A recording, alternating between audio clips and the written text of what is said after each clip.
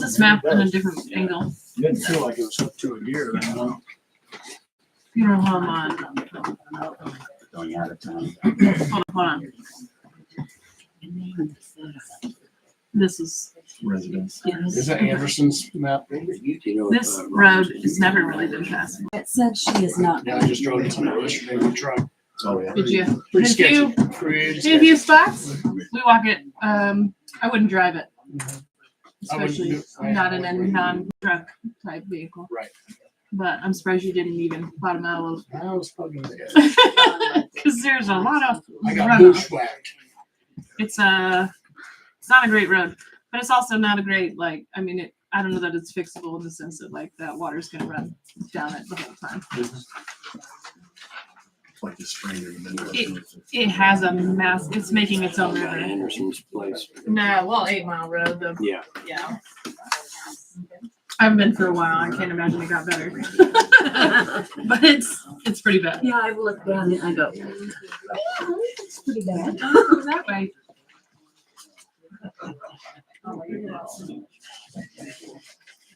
As much as I'd love to say we should hang on to it because the city grows. I think we'll have information on that tonight. Yeah, this is impressive. That's fine. I don't. You ready to talk?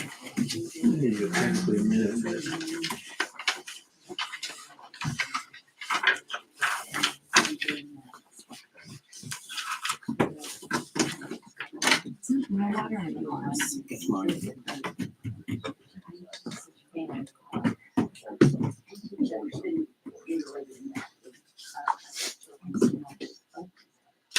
You should have been a doctor. Yeah, I know. I know. What's that? What's first though, really? It's just about handwriting. No, I know. No, I haven't been able to actually get through this stuff. All right, let's get started.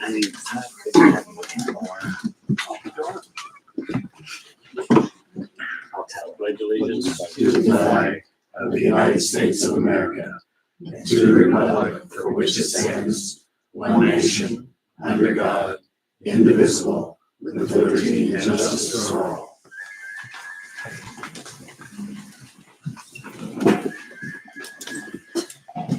It's not in your ways. Okay, roll call. Annie? Here. Michelle? Here. Brett? Here. Jason? Here. Tim? Here.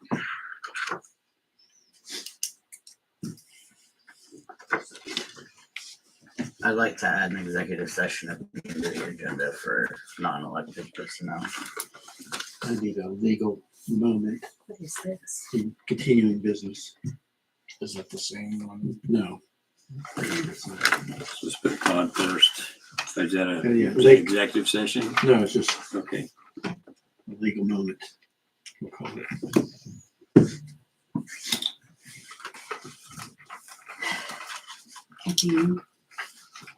How long do you want the executive session for, Brett? What? How long do you want it? 10 minutes. You said for non-elected? Mm-hmm. And I think it would probably make a lot of people a little bit happier if we take the Lake Wabunsee fees, which is at the very bottom of the agenda, and move it right above new city business tonight, so we can clear out our crowded room. I mean, I'm sure you all want to stay for the whole meeting, but just in case. Anybody have a problem with that? Stephanie's here, from Yes. the county. And where's she on the She list? was supposed to be the Okay, first. she's first up. So then you want me to put it underneath Stephanie? Yeah. That's fine. I'm not here for, And like, you want to propose code provisions too. I'm going to assume, and I'm only assuming that they're here because of the fees. Am I correct? Is that the reason most of y'all are here is because of the fees, not because of the code changes? I'm wrong? Do the code changes have to do with the structure fees? Not necessarily. They have additional requirements for you guys to comply with. Then we're interested. Leave it the way it is. All right then. I will leave that alone and I will move to approve the agenda with the addition of Todd's legal moment and Brett's 10-minute executive session. Second. Okay. Motion to accept the agenda with the changes by Tim, seconded by Jason. Those in favor?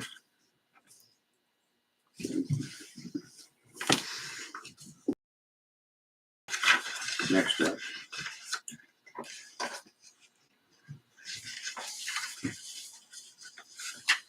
And I will move to approve the minutes of November 27th. I'll second that as well.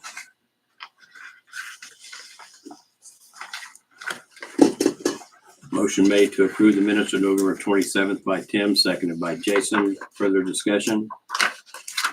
Those in favor? Okay. Motion passes.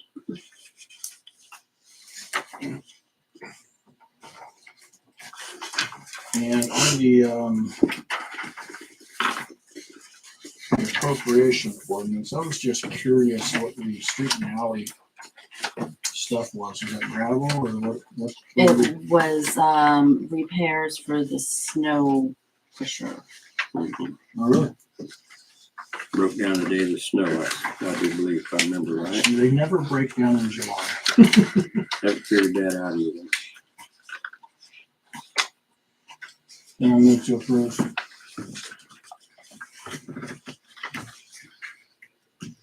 I'll second again. Motion made to approve appropriation ordinance 1514 as written by Tim, seconded by Jason. Any further discussion? Roll call vote. Annie, Yes. Michelle, Yes. Brett, Yes. Jason, Yes. and Tim. Yes. Okay, at this time, public concerns, 5 minutes. Anybody? Mr. Tom? For those of you who don't know, my name's Tom Ballou. I live at the lake, 365 Lakeshore Drive. My concern is dead, diseased, damaged trees on city property and what the council plans to do about it. I have specific concerns about my property. I have specific concerns about property on the North Shore. And I am getting mixed messages when I try to get information as to what is going to be anything about that to help decrease the liability to the city for injuries or damage that might occur due to dead, diseased, damaged trees. Todd, could you answer our liability in that? The answer is there is no liability for the city for natural defects to the property. So there really isn't. We would like, I think, as a good steward of our property to make sure that things are cosmetically good and that it is generally safe, but the liability isn't a concern. I think we've set up in the process in this new code would also allow for homeowners who adjoin property to request removal of trees as long as they're clearly marked and noted as such. So if close to your property or in an area where you have a dock is a concern, then you can petition to have those removed. And if you remove them yourself, you'll, assuming the city won't have a problem. After permission. Yeah, with permission. But if I'm injured or another member of the public is injured on city property because of these things, you're saying there's no liability to the city? No, there's no liability. I mean, absent it being city action that causes the tree to fall over. I mean, I can't imagine that scenario arising, but obviously fact patterns can vary, but I'm saying as a general matter, a natural condition on park property is not something that the city has liability for. If you have public access, not only welcomed, but advertised via easements, and the public chooses to use that to access Mm-hmm. the Public lake, park, public park, access to the lake, Mhm. and they're injured by damaged, diseased, or dead trees, whether they're standing or whether they're on the ground, you're telling me there's absolutely no liability, which I find that hard to believe. No. I can explain it to you. I can't believe it for you. So, Okay. Along those same lines, property owners who have property that is abutting city property and choose to maintain the city property, raking leaves, mowing grass, picking up down limbs, things like that, without permission. You're saying we now have to ask for permission to be able to rake and mow and no, I said clean you, leaves? you need permission to remove trees. But if they're already on the ground because they're dead, diseased, or damaged, If they are on the ground, yes, you can remove them. Is that, I mean, I don't think I'm saying I anything think else. you're speaking correctly. Okay, so we have an issue with people deciding on their own accord to remove trees from city property without asking anybody with this council whether that's appropriate, or any city employee, regardless of whether they're diseased or not, because they like the view a little bit better. So let's all be clear, since we're all here, hopefully listening. Do not remove trees from city property unless you have permission. is there any interest on the council side to have anybody from the K-State Extension Society or the State Arbor Society come out and diagnose the disease processes and or infestations that are currently invading the species of trees standing at Lake Wabunsee on city property? And I might note the 10 pine trees that are dead standing due to pine blight beetles on the North Shore, which all need to be removed and treated accordingly. It's kind of like hazardous waste. You can't just chop them up and add them to somebody's firewood pile, because those pine blight beetles will infest any other pine trees, and they don't have to be right next to it. And that seems to be a good steward action, to remove them appropriately and dispose of them appropriately so that the process doesn't continue. Now, if nobody was aware of that, that's one of the reasons I'm here, is to make sure everybody is aware that that is what's going on. Those trees are not coming back to life.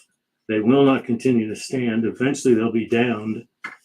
It makes much more sense to take them down under controlled situations and remove them appropriately than wait for the winds or the snow or somebody's truck to back into it under a drunken Friday night in the camping area and have it come down and kill 3 people in a tent. Are those the trees that are over in the? There's 10 of them. I know what they refer to as the pines. Correct. Is it? Right over here. Yeah. It's in the Yeah, camping close area. to the east Yeah, you bridge. can count right here. Yeah.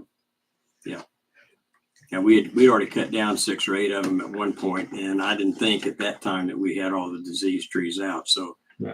I like your suggestion of getting K-State involved to have them look at that. I don't know how the council feels on that, but that's just my thought. Well, and along that same line, the cottonwood standing behind my property between mine and the lake, one of them at least has a disease process of some kind going on. And it may be a combination, lightning strike and then an infestation / disease. But those are 75, 80 foot tall trees, and they're 3 feet in diameter. If they get diseased and broken, and that's one of the problems I'm here for, is one of those 40-foot limbs is laying in the backyard, which I can't mow around. It's across the sidewalk that goes to the boathouse that I didn't put in, was there when I bought the place, but it is my access to the boathouse, and it's unsafe. It's not lighted. It's not my property. And all I was asking for was it to be removed appropriately and disposed of appropriately. It's still there.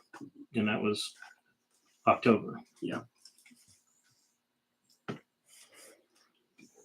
So I get K-State out here, they okay to come out to your property and look at those trees too? That's fine. The trees on my property don't seem to be affected, but if they are subject to being infected, I would like to be able to prevent them from being infected. Sure. But the trees on the city property are affected. That They definitely need the attention. city property behind your house. Exactly. And what's that address again? I know- 365 Lakeshore Drive. Okay. And the property to the north of mine has a dead cottonwood that has succumbed to whatever the process is. It's 2 feet from the lake. So it's not because the lake's down 2 or 3 feet and it didn't get any water. It's right on the lake. So it's had plenty of water supply. There's something else that killed that tree, and that's been dead since June and was brought to the council's attention via letter by the owner of that property. And if it comes down, it'll take out the boathouse and anybody's golf cart that happens to be sitting there on their dock. It'll be a bad thing. What was it decided in October when he asked for this? Could be. I didn't write that letter. That was written by my neighbor, George Brown. No, so you came in October to ask for that tree to be removed. The And limb that's down. the limb. And I mentioned that tree as well at the same time. I can't remember it, so I feel like it was a meeting I missed. But do we remember what the action was? No, but I I've don't talked remember to it at Tom all. about that, and I think Robin was Robin not supposed to be out there? Robin did come out. I spent an Okay. hour with Robin Uh-huh. looking at everything, and she said she didn't have the tools or the equipment to do that. I even talked to a LWID employee Mhm. and said, please do what you can to get rid of this, because my option is to haul it out myself.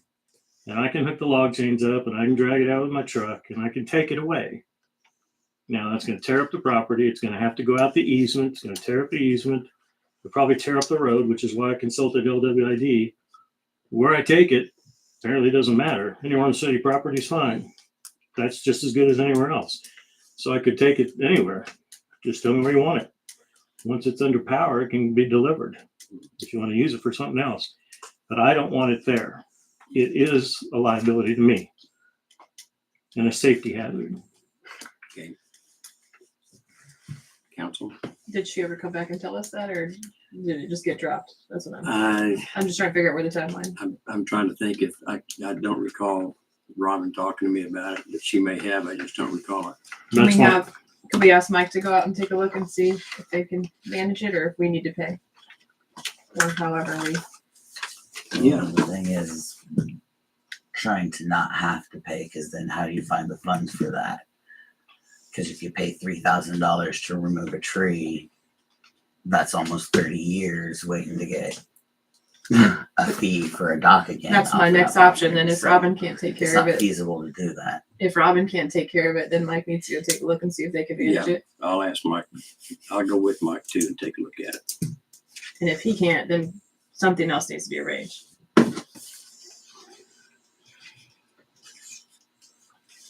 I'll do it for half then. Save you some money. Throw out a number so we can. Thank you. Tom, I'll give you a call before we come out. Is that all right?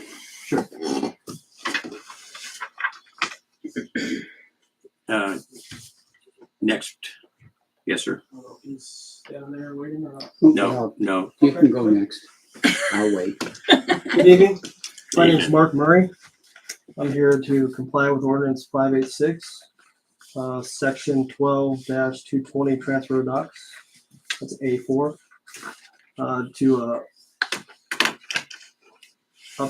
To attend the city council meeting and give notice that I have the ordinance, read it, and supplied with information from Kelly. So you guys don't have the transfer paperwork yet. He's getting all his ducks in a row early. Okay. All right. But he knows that he has to provide the survey and the pictures and the names, which he's going to be emailing me, and then I'll present it to you guys for approval. But he wanted to come and acknowledge that he's received all of the information and he's doing as you requested. Cool. Right. And do you need the address for that, or is that the file? I have all that information, so once it's time for them to approve the transfer, I'll provide them all that and remind them that you were here and show them that you signed the document, and you should be good to go. You're the buyer or the seller, Mark? The buyer. Good. Thank you. You have his contact information. I do. Mark, I'll also get in touch with you too about this. All right. Okay, great. Thank you. Okay. Gary Har, I'm representing Redeemer Lutheran Mission out at the lake, the church out at the lake. And we are planning on having a breakfast on New Year's Day.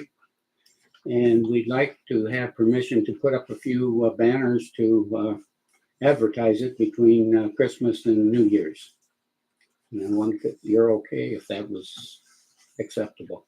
Put them up where? You mean like on Main Street? No, Across the down, highway. across, down on the city property at the lake.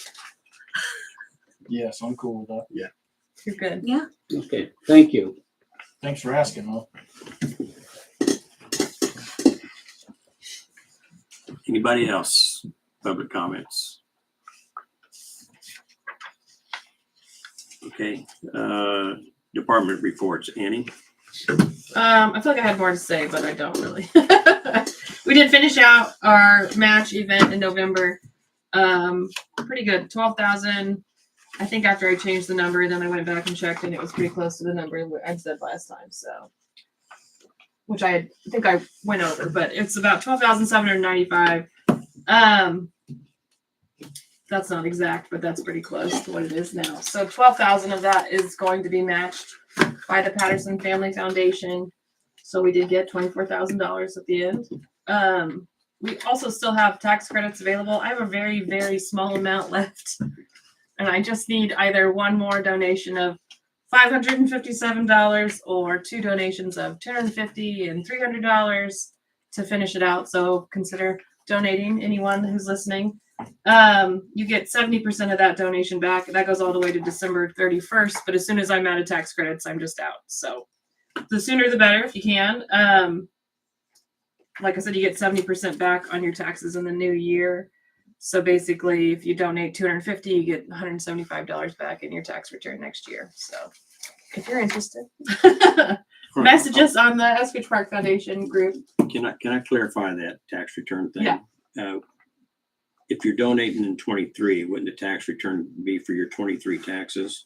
Well, Not next year. I mean, you file it in 24, but it's Yeah. for 23. yes, it's your 2023 Okay. taxes, but I've when you had file people ask next me year. that question, so Oh, in looking the way it presented, it almost sounds like they couldn't claim it till next year. So I guess I say next year because I file my taxes in the year Right, following. But right. yes, if you donate in 2023, you're filing for 2023. Okay. Otherwise, it doesn't quite work for the Right. government. They don't like it They late. get a little touchy about it, but I do need some extra information from people. So it is something that you'll have to reach out and contact me about. Hopefully prior to donating, because I don't want to have to explain that they're gone if you've donated after the fact. And I did talk to Holly Boyce about CDBG, but we're still kind of we don't know yet what's going on. So we're waiting. I think at midpoint in December, we'll have the announcement and we'll know for sure if we can go for some of the stuff for the park for CDBG. So I feel like there's something else and I've totally forgotten it. Probably. I think, we're going to go caroling on the 17th. Just the park board group. So if you have a house that you'd like us to visit around Eskridge and even Lake Wabunsee, you can message our Facebook page and let us know, or even, message it. If it's an address, I don't want you just placing it on there, I guess. And we'll stop by. So that's it. I'm done. I feel like I had more, but it's gone. Whatever it was. Didn't make a note. Okay. My memory is shot. All right. Thank you. 2 hours to Thank remember. you. All right. New Huh? city 2 business. hours to remember. I'll figure Move it on. out. Yep. Stephanie, you're up. Okay, I did some cheat sheets for everyone if you want to pass those around.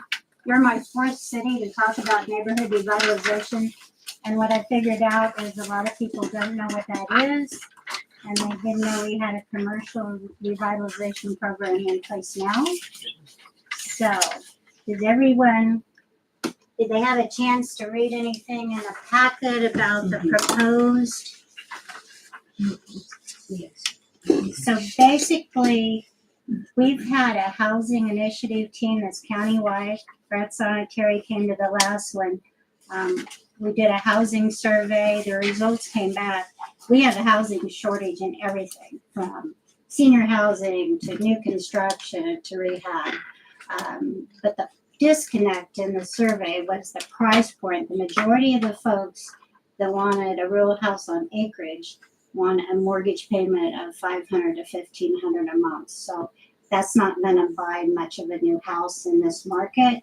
So we really looked at the people that are wanting the single family houses, what we can do for them. And we're looking at rehab of residential. We would like to bring back the revitalization rebate program. It's for 5 years. It's structured from 100% rebate. The first year goes 80, 60, 40, 20. The rebate is only on the increased enterprise value, and it starts at 25,000 or more, but it's capped at 300,000. We're really trying to get those folks that really need a few extra dollars on the rehab. So that's why we limited that. There isn't any new construction. This is countywide. However, if a city wants to opt into their own, they want to develop their own revitalization for new construction, you could do that. And I could actually help you write the resolution. Some of the cities really need it and some don't.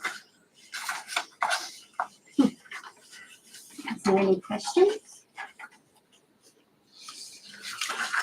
I think we really need it, You do. and I'll work with you on that as well. People are always looking for somewhere to live. We have a housing shortage, but the United States has a housing shortage. And actually, when I went to the Kansas Housing Conference and they had the national leaders in, they basically talked about, we missed this. We missed with inflation that folks are really for their first home or maybe their forever home. It might be an apartment. It might be a condo, duplexes. So that's something that rural America will really get an influx in the next few years. Truly believe it. A lot of it could be on main streets. Commercial buildings, it's great to rehab into apartments. What's the deadline on this?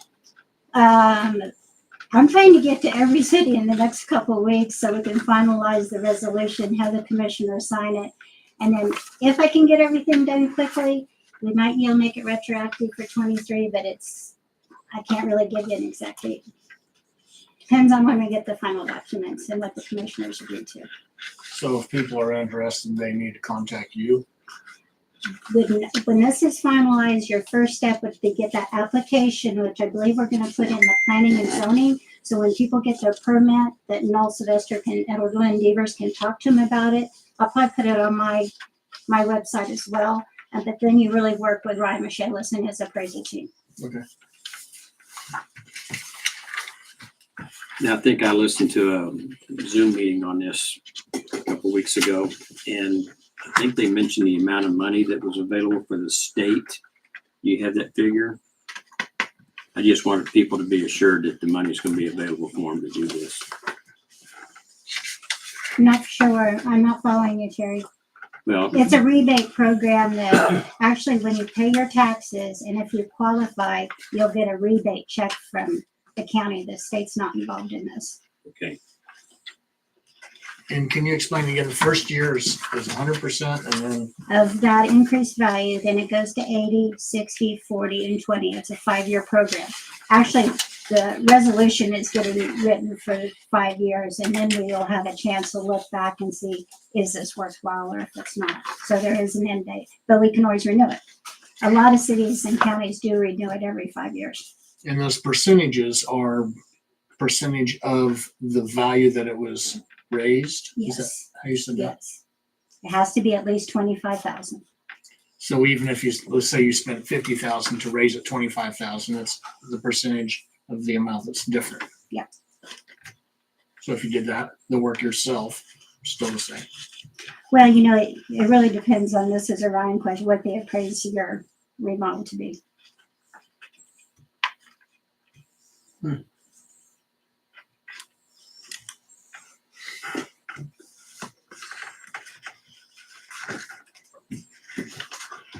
Can this apply to work that's already been done this year? That depends when we make the retroactive date too. Can I give you a date? If you're in favor of it, if you vote tonight, that would be great, and that's gonna speed this up. I needed this a year ago. Well, you can do another little project. Wasn't a little project. That was a big project. So I'm going to say dumb it down for me, just so I understand how it works. You, as a homeowner, do work on your property and it raises the value of your home by how much? 50,000? At least At least $25,000. Let's say $25,000. 100,000. So you have to invest $25,000 at a minimum, or no? No, you just have has to raise have the a appraisal. project that appraises. So if you do all the work, it may not cost you that much. Okay. But there would be projects that shouldn't be Ryan's job right now, but say you just want a different color roof, that's not gonna change. Raise your the appraisal value. value. Okay. And then, If you add a roof to a house that doesn't have one, that probably would. so you do the work, pay for the work, and then you apply for the rebate. No, No. you apply for the rebate up front. Okay. You have to do it up front. Okay. That's why we're talking about, depending on when we can get this retroactive, when the start date is. Okay. And then you get, I guess I'm not understanding the tax rebate portion of it. I'm sorry if everybody else understands this and I don't, but. Let's say you did 100,000, your remodel did $100,000 more in value, then you, whatever that $100,000 taxes on that 100,000, you get 100% rebate the first year. Okay. Thank you. And then the next year you again get an 80%. So the first year you would basically be breaking even. On your taxes on that appraised, yes. And then the next 4 years is just gravy. It's gradual down. Mhm. Yes. 80 and 60, 40. That's a rebate on the tax, correct? Not the Yes. money that's spent by the No, homeowner, it's just on on the the tax. tax. Yeah. It's the tax on the increased value.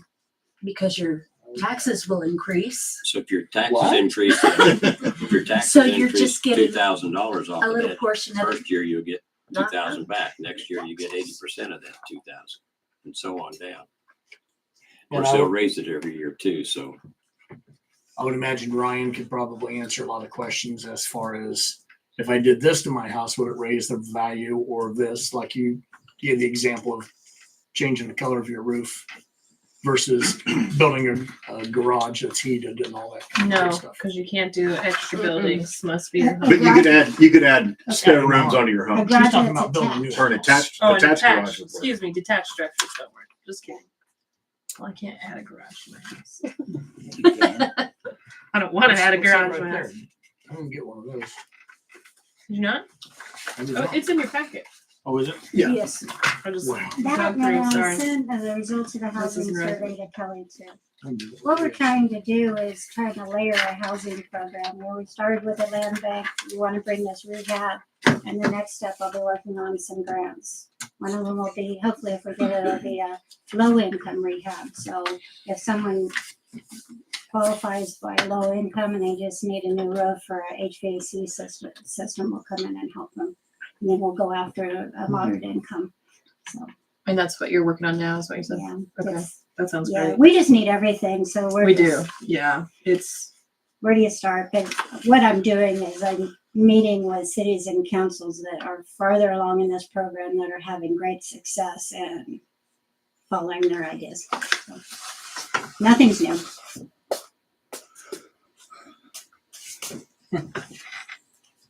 In fact, the county had this same program 20 years ago. And they decided to drop it along the way, but it was fairly successful, I thought, at the time.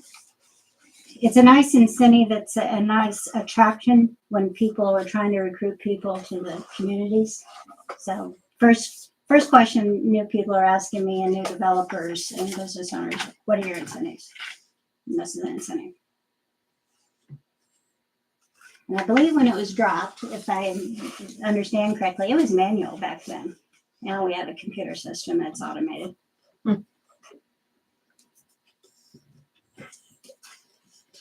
You know what?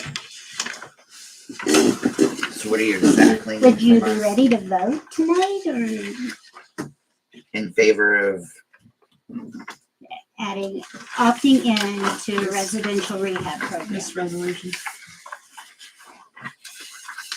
anything to improve the county and the city of Eskridge was okay with me. I think this is I would great. opt into the neighborhood revitalization program. Brett moved, Michelle seconded, and Well, do we need to adopt this No, resolution? that's No. a county resolution. This is the county. That's for the You're commission. just gonna opt We're in just voting to opt in to when we finalize it. Yes. Okay, Okay, well, thank you. we got We gotta to vote. We haven't voted yet. We might say no. Yeah, right. motion made by Tim to adopt, Right. I'm sorry, Brett, to opt into the Residential rehab program, is that correct? residential revitalization program, seconded by Michelle. Any further discussion? Those in favor? Okay, now you're in. Thank you very Now we're much. done. Thank you for Thank being you, part of Stephanie. our committee. You've been great. Rural Water District 1, water contract. No, we're doing Lake Wabunsee fees next. But they're done. No, we didn't adopt that. That guy next. Good gravy. I can't hear anything, I guess. Okay, We did move it. Hi there. Ed Howe, with Rural Water District Number 1, and we've got a contract with you guys to get water, and it's going to be coming up in about 5 years. 26, 5 years. 28. 28. Okay, but we're in the position of having to renew all of our piping and everything, so we're asking that you consider moving up the date so that we can have a kind of more of a firm commitment over the next the future years. Phil Todd is retiring. We have a new manager, Jim Forsman, right? And he'll be starting the first of the year. So we have, we're getting a USDA loan. We're applying for one right now. It'll be in excess of $2 million, and we'll be doing the work over the next 5 years. Less than Probably. 5. Less than 5. If we can, yeah. But it's really important to us to have the water available then. So you're not doing source water, you're doing transmission with the money? Yeah, it's just all infrastructure repairs. Okay, those repairs. All right. Yeah, we had a assessment done of our water lines by Bartlett West, and they say that over the next 20 years, we really needed to replace everything. So getting started on it. Louis Funk? Yes. All right. Good for him. So We'd need like have a to, confirmed water source. yeah. You guys needing more For the water US. or same amount? Or Same amount. you just need a, Longer. 'cause you- We just well, need a longer commitment so we'll know we have it as we're Yeah. paying off our loan. but USDA is going to demand that you have Right. at least 20 plus 20. I think they told us we got 4 years. They'll take 20 plus 20.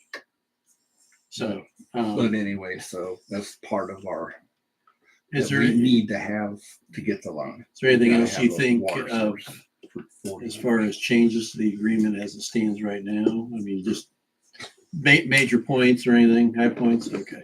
I think it's all, Well, I mean, Would be- I'll tell the council, this is standard stuff for what they're talking about because USDA is going to loan them a lot of money. They're going to be paying it off for 40 years and they want to know they have a source of supply for 40 years.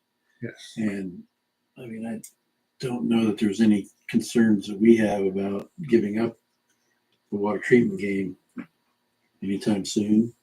So it'd probably be a good idea all around to just renew the contract and redraft it. How do the rates work on that? Does it lock us out into a certain rate? No, there's a formula in this that's, Yeah. you guys have standardized the contract that has a rate formula. They're a little bit different for each one. LWD number 8 in this. I mean, this is so you can tell this is what the exhibit is about how you compute the wholesale rate that they pay per thousand.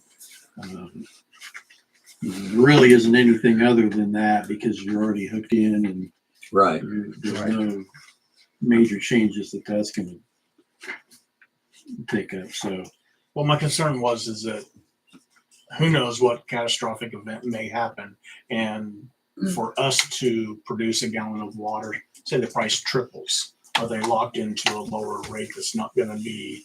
If that's, yeah, if you're talking about we're not talking about a short-term problem, we're talking about a long-term, yeah, they would bear the cost in the wholesale rate. So, Then I have no concerns. That would be my only concern about it. We don't plan to quit producing water. Right, so. well, I think that's the general idea. The one hiccup is, do you have attorneys? Yes. Who's that? We've used Remember? several. John, we've had John Wall too. Okay, well, And, I want to check because you guys are in my database here. Mhm. So I don't know what we've done for you in the past, but we usually don't need. It's been a few years since we've had. well, I'm all for. I'll write the contract you guys just signed, and it will be fine. I mean, Watch him. so Watch him, Ed. So, But if that's fine, if John would do it, I just want to. we will definitely have. Lord, what is the timeline on this? Well, I mean, unless you guys, since you guys really aren't asking for anything like major change wise, I would say if you want, get your representation locked down, whether it's John or somebody else, and just have them contact me. And I mean, the agreement we have is an 88 agreement, so it's going to just have to be all, it's not like we have the whole draft Word document lying around. I pulled that one out of my file and I thought, that's too old. This can't be the one. Yeah, it can be. It's nicely done though. It's not like it's a typewriter or anything, but it's still. So we'll redo it and then kind of dress it up a bit, and so it shouldn't take long at all. Okay. And I know you guys need that to get your letter of conditions done. Yeah, we kind of have a first of the year commitment on, how we're gonna move forward, and yeah, be it might be pushing signing it. our lives away. It might be pushing it to get it before January 1, but So Who does the by legal spring. work on this? Their attorney or ours? well, And then who's footing the bill? both of us. Yeah. Technically, you want me reading it so that their attorney doesn't get you, and their attorney is reading it because I'm going to get them. It's just a matter of how, and so Al. so that's the idea. It's not. There's probably not going to be anything in the drafting of it. I could have a secretary just enter it in.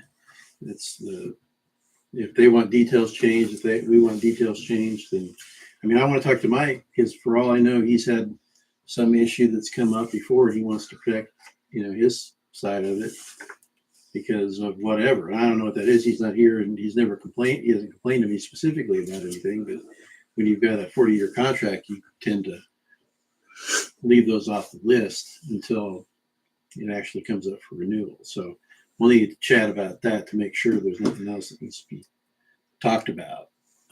But if the broad strokes are water amounts agreed to, then we're most of the way there. Right. So It'll be spring of next year. Hopefully it'll be all done because I think that will work in with our loan.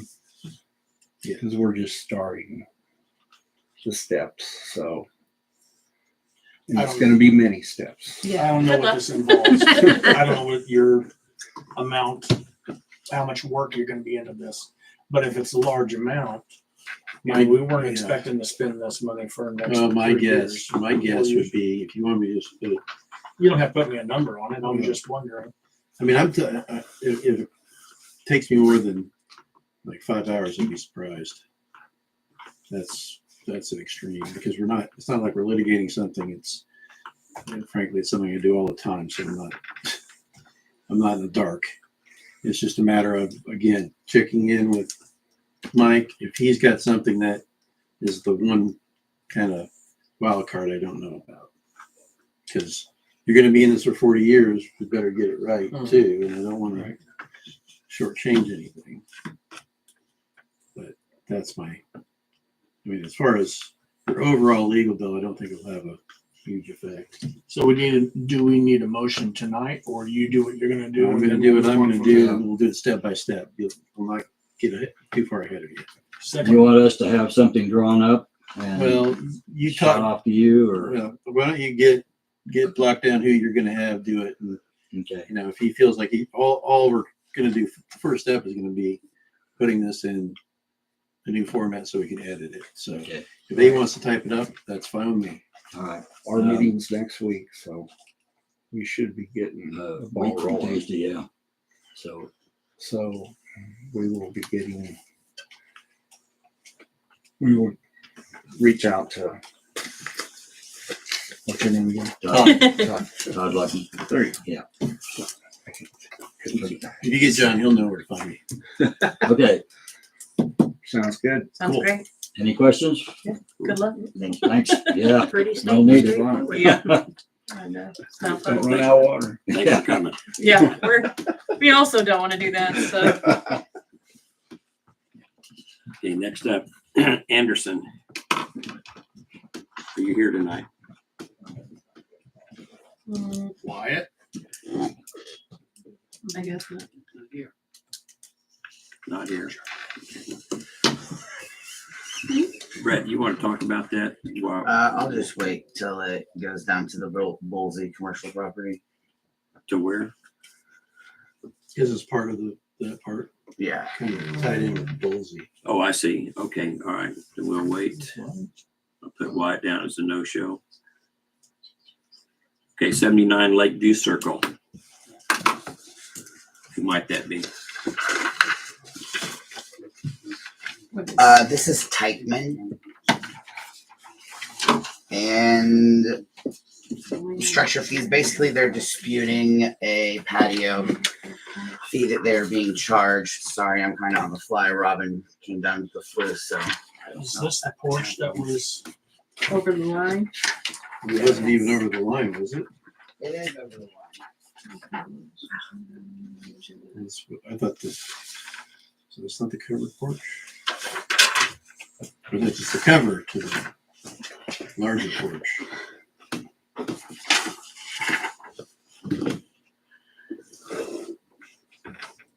Yeah, I'm gonna need some explanation.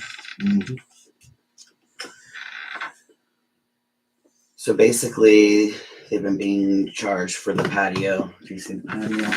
Mm-hmm. It's right here. And that. Yes. And the concrete that's around it. Well, technically, as you can see, 6 foot by 1.5 foot is actually on our property. This corner right here. Correct. One corner. But the property.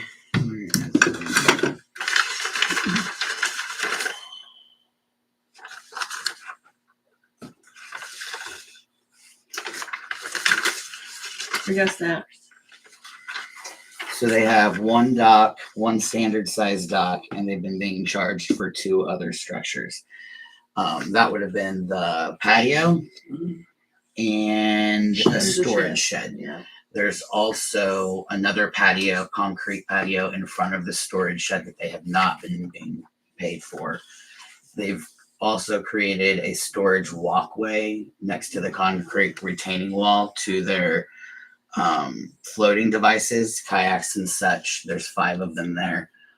All 5 of those vessels are unregistered with the city and have had no tags ever on them. What's a storage walkway? So if you imagine they put a retaining wall and then they just put bolted hangers to the retaining wall and then built a walkway to get to that retaining wall to hang the What's the wall made out of? concrete, which is technically another structure fee.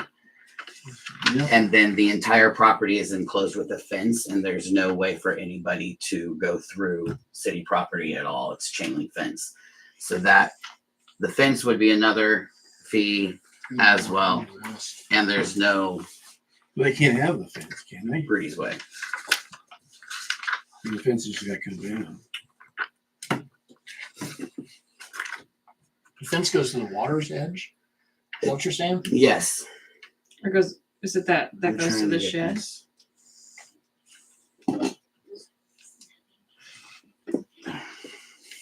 Tell me the passcode, Kelly. No, but I have it. I'll find it.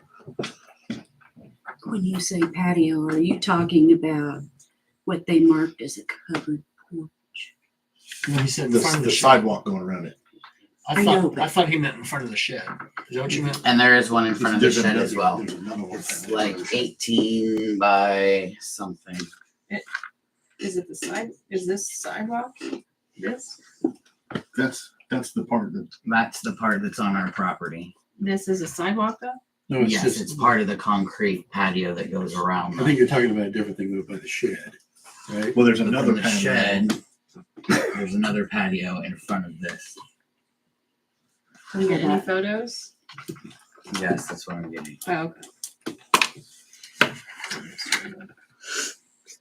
So the dark black line is their So they've got a property. shed, Mm-hmm. and they've got a patio that's in front of it. Mm-hmm. This little tiny corner right here. Do we charge for sidewalk? I don't think he's charged for. Not this Yeah, sidewalk. we but if do they have a not- Patio that crosses onto our property, we do. That's just a sidewalk going around. It doesn't technically a patio or a sidewalk. What's the difference with concrete? I'm not concerned about that right now as I am about this I guess. retaining wall with the little sidewalk thing, and I just tried to imagine where that might be. It might be over here for that matter. I don't know. But I am seeing 1, 2, 3 items that they're not paying for. Well, and I think they are paying for this one. And that fence needs to go right there and right there. Did that help? Ish, yeah. Ish. That's You- my you that's don't my charge for- understanding. Is ish. Retaining walls. I'm sorry. We don't charge for retaining walls. We do. I think we do, and I tried to eliminate I'm pretty that. sure Lisa has said that that's not actually legal. Why is it not legal? I thought When they retaining pour a walls- concrete wall our- It's our on the land, we're shoreline. saying it is.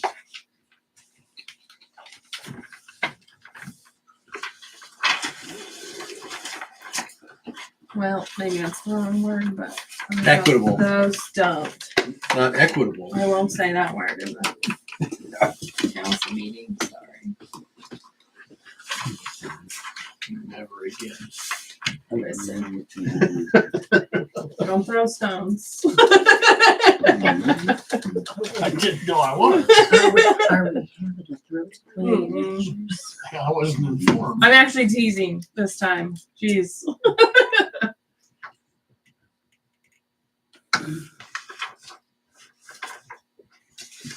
Basically, I would suggest, because Robin's not here, that the people come in so that we can talk to them about the extra offending structures that they have.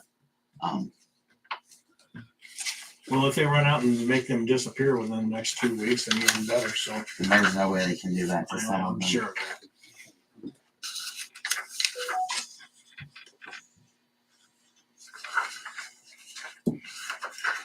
We don't have them here. We don't have Robin here. We're wasting our time just sitting there staring at paper trying to figure it out. Yeah. but I Right. can't I'm just see trying the to tell you what she found so table. you'd be prepared.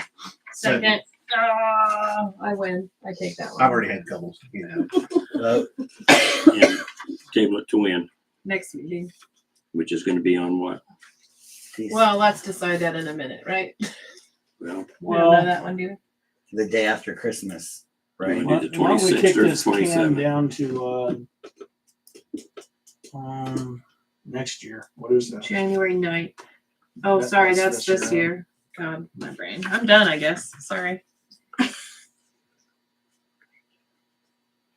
All right, who's gonna find it first? it'll January be 8th, the 8th. You want to table it to January 8th? 10-4. Good with that.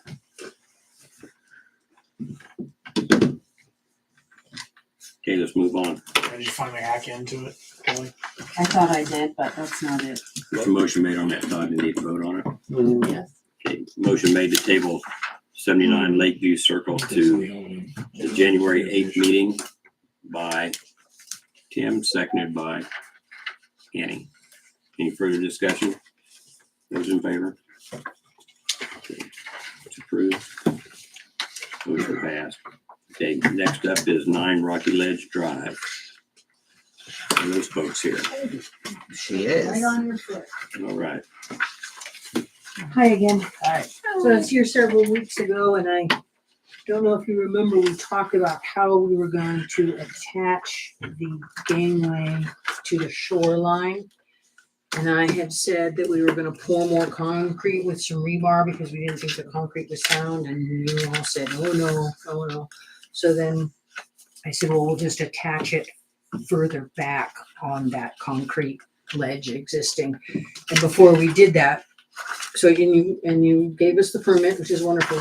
But before we did that, I just wanted to make sure that if we extend it, that we had your permission to extend it. It was originally gonna be 5 feet, and now we're gonna need another 8 to 10 feet to get it back far enough on that concrete ledge to where it's sound. Because right at the water's edge, it's cracked and the water has like eroded underneath it, and our contractor doesn't think that that'll hold up. So we're gonna go further back. Your dock isn't moving though. You're The just. dock is the same distance from the shore, the same size. We're just gonna go, need a longer gangway, and we didn't want to ask forgiveness. We just wanted to make sure that a longer gangway doesn't change anything I else. appreciate that, but I'm perfectly fine with that.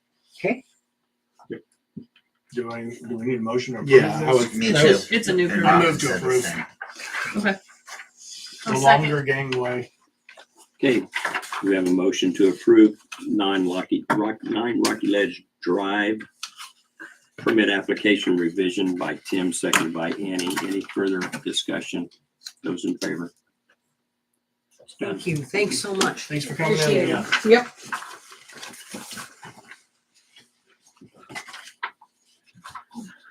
How many times? All right. Bolsey is next. Is he here? Funeral home? Bolsey? No, they're not here. They're not here either. They had what was the request? He purchased the funeral home and he's hoping to change the property from commercial to Is residential. that city or county? It's county now. You just I'm in advise favor them. of it. He's So- obviously working on it. I saw him put a new roof on it yesterday. Okay. He did go to the county and the county had told him that that was something he needed to discuss with the city. Mhm. But then Lisa today said that she looked it up and it is zoned as residential. Residential and commercial, I guess, but it does say residential. I mean, we don't, I mean, you guys don't enforce the zoning code. So That's what I thought. So I don't know what. So we can bless it and send it to the zoning board. That's one thing. I'll see Well- you again later. I was gonna say, aren't you on that side? Well, I would say that, I mean, Can you straighten us out then? Because It's- we're not supposed to. I don't know what the city, we obviously don't have anything to do with zoning here in the city. you do. We don't zone No. anything. Yeah, we've completely deferred. You guys don't, the city doesn't have a zoning code. Okay, It's adopted the county code and so then basically our decision here would be informational for the zoning board, which I've dealt with before where a city council has blessed someone's plans, but it had to be approved by the zoning committee. So we can just say, we're okay with him doing that. He will take that response to the zoning board. Yeah. Where we would have asked him, well, is the city okay with rezoning this? He'll be like, yes. I move to bless the plans.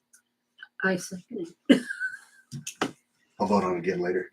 Further discussion on that. You said Put a little earlier, bit there. you said Right. earlier, If you wanted to vote and then I'll go. okay. We can hold the vote, but I want to retain the right to ask the question about Anderson's vacated easement because that has an effect on this. So either talk about it before we vote on it or you vote and then Well, talk about it. I just talked with Casey Bolsey's mom, Tressa, who owns the construction company that he works for. Anyway, he bought the funeral home. They have these empty lots down here that they are potentially planning to put 3 homes on. And then they own this other lot here. It's right by the highway. It's kind of like a triangle lot, but you can't tell in this picture right now. And put a home there as well. So when he does that, he would love for Eskridge to continue Oak Street coming from here all the way through for these houses right here and then continue it down, continue 4th Street down so that it would be. Doesn't that also butt up against 8 Mile Road? It does butt up against 8 Mile Road. Which is what Anderson's wanting to vacate, us to vacate 8 No, Mile Road. he wants us to vacate this section of 4th Street. Right. Just this section? That's what he asked for. That's what he pointed at. But these people who are building houses Well, want us to keep it. he, the one who wants us to vacate this, owns those properties. What's the street address we're talking about? We got Fourth and Oak. For the funeral homes? Well, We- this is the section he's wanting to vacate. Okay. So this I was is, just looking at the same. That's this is Van Arsdale. An 8 Mile isn't maintained or really that passable. So this section. No, but- And that's not our 8 Mile wouldn't be our jurisdiction or responsibility to maintain or even do anything with. Yeah. So It's the county. theory is that if they build those 3, it's not really ideal to just have to cut into some of the land to build the cul. They don't want to have to. Well, you're saying actually build the road on, Right. lay the road and, okay, I get you. And we have a road platted through there, is that right? Okay. Right. Okay, So they want to, So somebody would just So have to this is where they clear it wanted out. to build, right. and then this is what he wanted to vacate. Sounds like So, White himself they're was hoping on saying- being here tonight. Basically, they Well, don't not really. want I this think this would be vacated because they discussed may have anyway. future use for it. It's a separate which issue anyway we- from not from they, rezoning really. the house.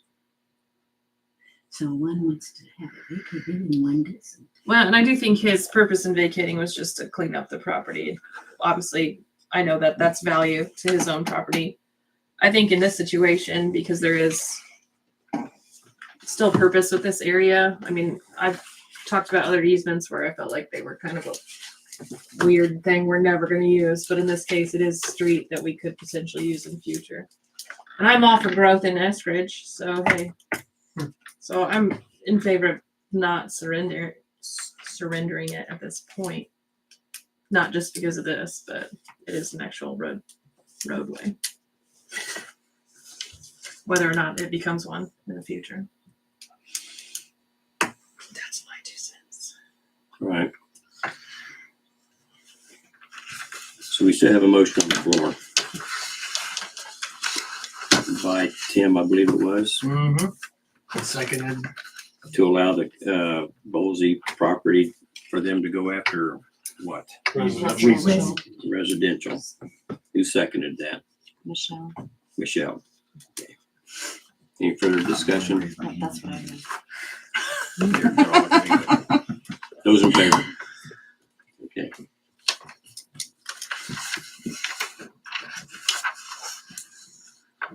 Next up is the CMB annual license renewals. Do you have to do those individually or can you group them all in one? We can group them all in one if you want. Oh, good. I'll move to approve. I'll second it. Whoever gets Tim one. I always List them out. move to approve the CMDs. Okay, motion to approve the CMB by Tim, seconded by Michelle. Any further Do discussion? we have to list them or would you just go? No. Those in favor? Do we need to make a Motion motion passes. on Anderson? Sorry, before we get through. Or No, we haven't, No. just leave it. leave it? Okay. Needs to come in with us. Yeah. And I put a condition on it, I think already. I thought we moved to table it. We did till Voted. January 8th. No, that No. was. No, that we was tabled the- 79 Lakeview I was like, I Circle didn't, was taken in January. Anderson's, I we didn't check out we that didn't- bad. We just marked Anderson down as a no show. Yeah. I thought I He made a was, motion. yeah, He can bring it up to the council at another meeting.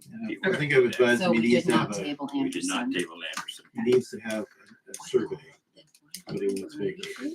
I think we told him that last time, didn't we? Yes. All right. Under other or continuing council business, employee bonus, who wants to talk? I have that added because we said $75 for part-time employees. And my brain has never considered the clerk part-time and I just didn't think about that. So I would like to, I don't want to put it into motion yet, but I would like Kelly to receive the full-time because she basically works that almost exact. I mean, she's near enough in my opinion. Do you seriously, do you really think she deserves another $5?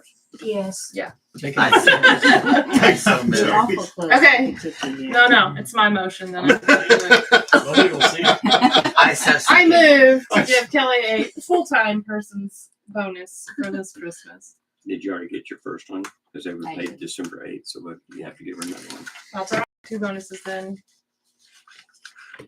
Somebody else needs a second. You guys I never said make motions or seconds. Come on. He seconded. Oh, I motion all the time. Don't be My looking hearing at is me as like good as that. Andy's. I They think were it's arguing Andy. about whose turn it was, Thanks.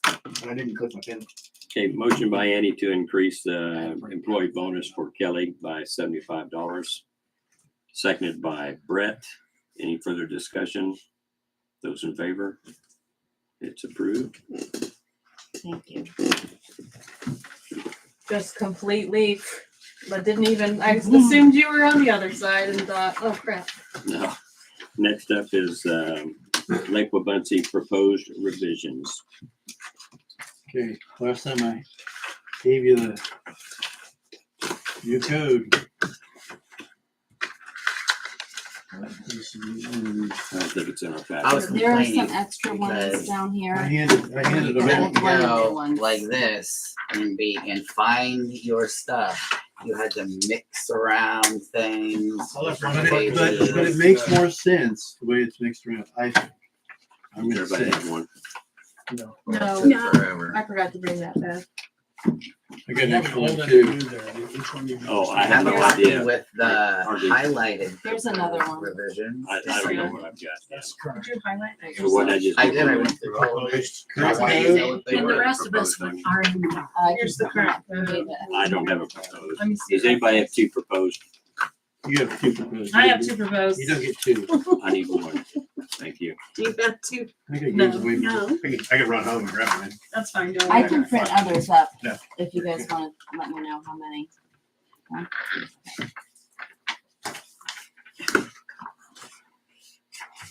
Yeah, here's somebody say that the proposed one has highlighted. No, it doesn't. No, I went through on mine and highlighted all of the proposed. Would you enlighten us on what those were, please? Well, Annie's looking at it, but I can make us a copy in color so that everybody can have a highlighted copy. Yeah, good. We're good. We don't need to kill more trees. Were there any actual? I just looked through it, but I didn't notice if there were any actual There changes. Or was it isn't just any really rearranged? actual changes. It's rearranging and then substituting more firm, strong words to Hey, cover that's our something. rear. Yeah, isn't that a good In this day and age, summarization of you it? use strong Yeah, words, that's strong- that's probably 99% of it. Was I All right, can you, rearranged it. can you read the proposed changes? If you want me, since I wrote it, I'll probably Alrighty. be able to. Tell us what paragraph and subparagraph you're starting with. 12201 in your, this is all proposed revisions. 12201 B5, pending structure, that apparently has added a term. Okay. Any structure or item that is placed upon the property of the city of Eskridge found by the city council to be placed in violation of this code, or otherwise to the injury of the city, or is deemed in its sole discretion to be trespassing upon city property. So basically, if you guys decide it's trespassing, it's an offending structure. Nice. In the subsection D, public officer, such persons as designated by the governing body to enforce this article. As public officer, any person hired, engaged, or authorized by that public officer to assist in enforcing the code. That just basically means that the public officer can hire an assistant if they need to, or somebody to go out and inspect things if they, for whatever reason. This gives a little flexibility. This still leaves it open for if a council person is out there with the public officer, am I right? Yeah. There's another spot. That you Yeah, I kind of read that include earlier. that better. I just want to make sure it didn't have to be in that also. Next one, Todd. I'm trying to get the material ones, not the.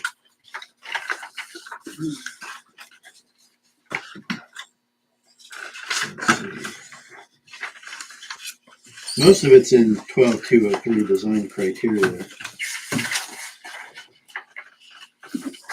Except as provided, the subsection A, except as provided below, no structure shall be built to exceed a width of 20 feet on or along the shoreline, a length of 24 feet as measured perpendicular to the shoreline, nor a height above 12 feet. I think the way that was worded before was confusing because it didn't really state that it was measured perpendicular to the shoreline, which is 24, right? Because you had 20 parallel, 24 perpendicular. So that just clarified that. some of the terms later on, language changed in subsection A. All storage structures shall be movable and not secured permanently to the ground or to a foundation. There shall be a minimum of 10 feet in distance between the boathouse, dock, fishing dock, etc., from other docks or structures in the water. No structures, as here mentioned, shall be used for living quarters, temporary or otherwise. So that was some more language changes, like from other docks or structures was changed. Subsection B, the change would be in that first sentence. With prior approval, as provided in section 12.202, the parties to a lease agreement with the city on the barracks property may construct a multiple slip boat dock that has a width of greater than 20 feet on the shoreline and a length of greater than 24 feet. I think that was actually moving something, if I'm recalling correctly, because that was in another location when I told us it. And I think, is it in there somewhere that no person can own more than one slip or lake link? Okay, yeah, it was not that I can recall, so that might be good. And Brett has an addition here that in the end, there'd be something that's to the effect of, barracks renters where only one slip per barrack is allowed, right? Could that also be in B? Yeah. Because this would be where you put everything because that dock is a special dock, obviously, because it's not a single structure. It's really the only one besides the public dock that has, multiple slips. And so do we have any barracks owners that own more than one barrack?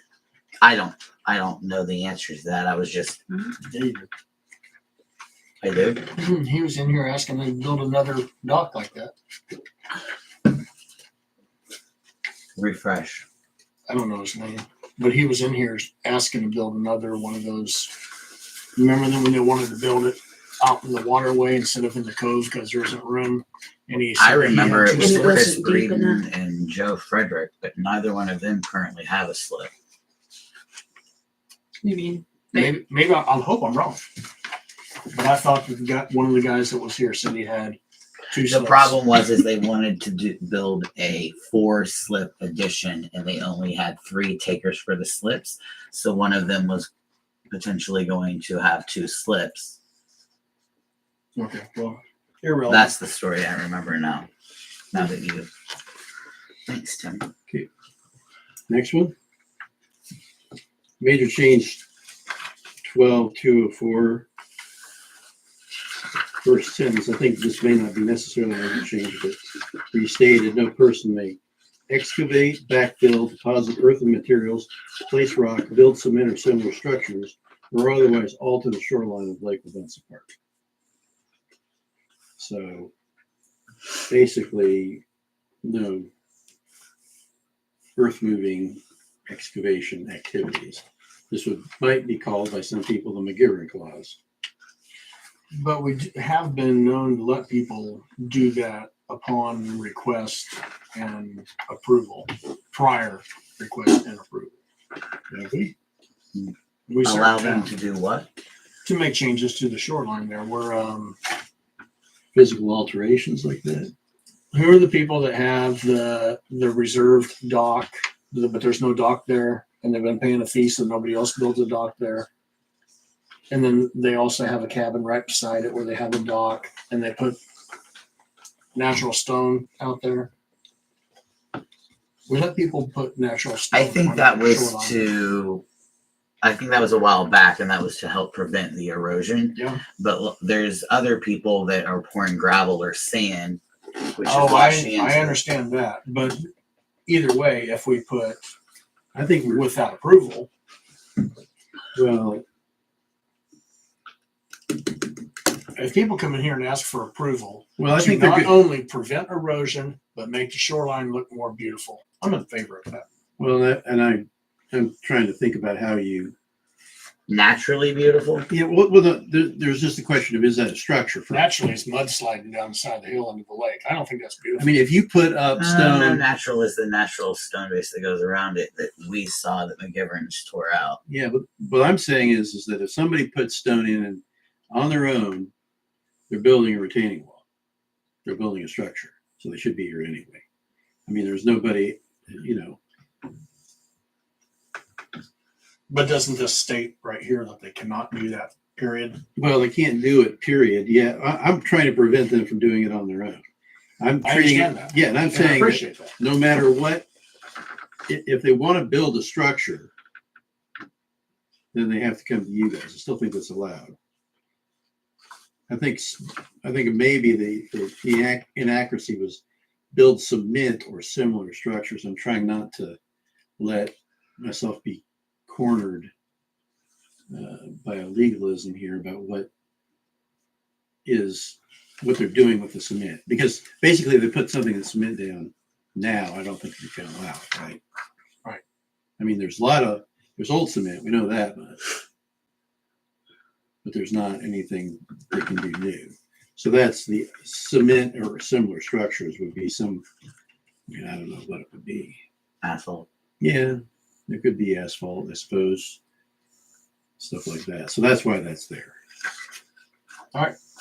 I don't want to keep beating this dead horse. Let's move on. Okay.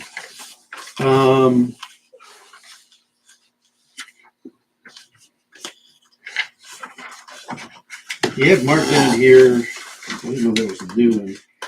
12205, page 6, subsection 4. The new owner shall attend a city council meeting either prior to the transfer of a structure or within 30 days of any approved transfer to a firm in the minutes of said meeting, if they have fully reviewed the ordinances. I thought that was already in there. That might be the one that there was one thing that I accidentally highlighted. It is. But- We already have that in there. Yeah. Okay. So that would be it. There should be like a scribble or a star I out couldn't the find side a to section. remind me Yeah. that that's what it was. 12206, on page 7, subsection E. Subsection who? E. Okay. This would be, the second sentence says, in any case, only a singular walkway to one dock shall be allowed. Walkway may not be constructed from wood, may only be constructed from wood or similar decking materials and shall not exceed 4 feet in width. I think that was, the singular walkway was my addition, because it never said that. So you could have multiple walkways, which I don't think you guys were keen on. We're trying to get it one walkway from shoreline to dock. And it can't be stone? There is down in another revision there, if you'll find and read, it has that you can do stone. You just have to keep reading. No person may use concrete, asphalt, or similar materials for walkways. If stone steps are being installed, the same cannot exceed 4 feet in width. Okay. It must be of natural stone or quarried stone and not manufactured blocks. Subsection F, the next page. There's changes to the numbers because the numbers obviously changed. The last sentence is an addition. These remedies are not exclusive.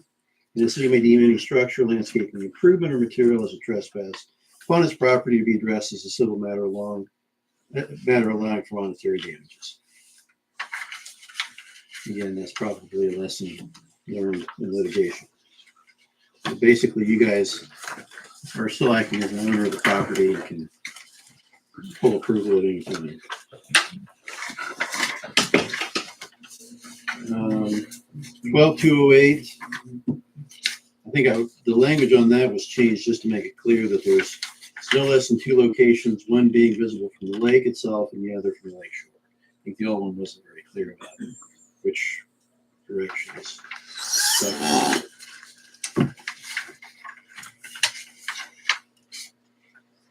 The only other big substantive changes is going to be in 217 and 218. 217 is a penalty section. That has an administrative penalty in the first sentence.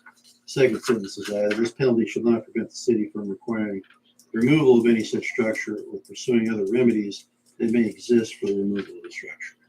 So escape clause if we need it. Just means that this isn't the only remedy you have as a landowner, that you administratively punish them. Is this where we would add something about watercraft that is not permitted that's on the property? Not there. I don't mean in that section. I mean in this section. Like not licensed or not tagged. For like Buncie, yes. I'm trying to figure out if it was. I don't think the boating fees are in this part. Well, I know that I've walked around and floated around the shoreline and seen boats in docks with no Lake Buncie sticker on them. And as Brett pointed out, there's tons of kayaks out there that don't have permits. Yeah. I don't think that's in here, so it would have to be added. Well, I want something in black and white in there so people can't go, well, where's that printed? Show me where it says that. Because that's always been our battle. And that's why we usually just back down from it. Okay. I don't think we can enforce anything for like a kayak that's not in the water. You said that we can if it's on our property. Well, it's on our property. Okay. The only other change too in that's probably worth talking about is 218 is the next one. All I did was amend it to, because the code section was old. Actually, the state law reference was, I'm worried about the fact that they'll change that. So I just added as maybe amended or changed from time to time, which means if the state amends their state laws, that would be incorporated automatically. And that's it. I don't want to approve it until you've added what you just wrote down. Okay. Well, I don't know that we got a This one's mine. schedule to approve it or not, so Okay. I guess this is. Well, that's where I feel on it. I think, are we adjusting fees as well? Well, that's the other thing is that page I blanked out. Those are part of. You guys have two different fees you're talking about, them, right? Whatever, I was just asking. Yeah. Where'd be the part for like the fines? Well, if Because it's like we've had people that have cut down the trees, obviously, and we still haven't taken any action against them, and we've talked about fines or what it would be. So we should probably. Is this? Yeah, that's the 12-217. A public officer may order a penalty not to exceed $1,000 upon finding. Let's see here. That's the structure. Prosecuted municipal. That's 216 now. Any person found guilty of violating the provisions of the sections above may be prosecuted in municipal court. Any such violation shall be deemed a misdemeanor. Fine not to exceed $900. That wouldn't include restitution if there was a restitution obligation. So like, if somebody cuts down all 5 oak trees in front of their property on our city shoreline, we can send them a fine of $900. No, you'd have to charge them in municipal court in that instance with it probably would be 3 or 4 separate counts of destroying public property or facing public property or anything else I can think of. And that would be, the fine would be established by the court up to $900, but the judge would decide the fine. But that's not restitution. Restitution could also be claimed, which would be, is there a loss in value to the property because trees were cut down, right? So I could make the case for that too. How does that differ in 217? The 217, I think, is structures. But it's $1,000 there. Yeah. Didn't you once tell us that over $999 was? Well, considered- 216, those are 2 different sections, right? Right. 216 is a violation that's punishable in municipal court for anything under that section. A public officer is penalizing people as a kind of a quasi nuisance action. Right. And how's that enforced? They decide it and basically imposes it. So the public officer would go out, make a report, say what the problem is. I assume, in fairness, they ought to ask the landowner to correct the problem if there is one that can be corrected. And if they don't, then can impose their own nuisance penalty. That's the way I see that as being. The broader aspect is 216, meaning that's to cover,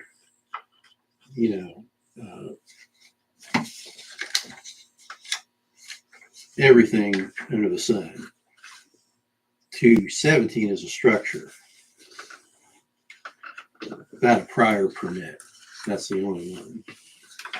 So I think that was, if I'm not mistaken, that was a problem because if they build it, they don't have a permit, and there's no tracking. We have no ability to figure that out. But you don't want to have to prosecute them for that. You just have them assess that damage. So, I mean, you could probably merge those two sections and probably not do a whole lot of violence to the whole thing.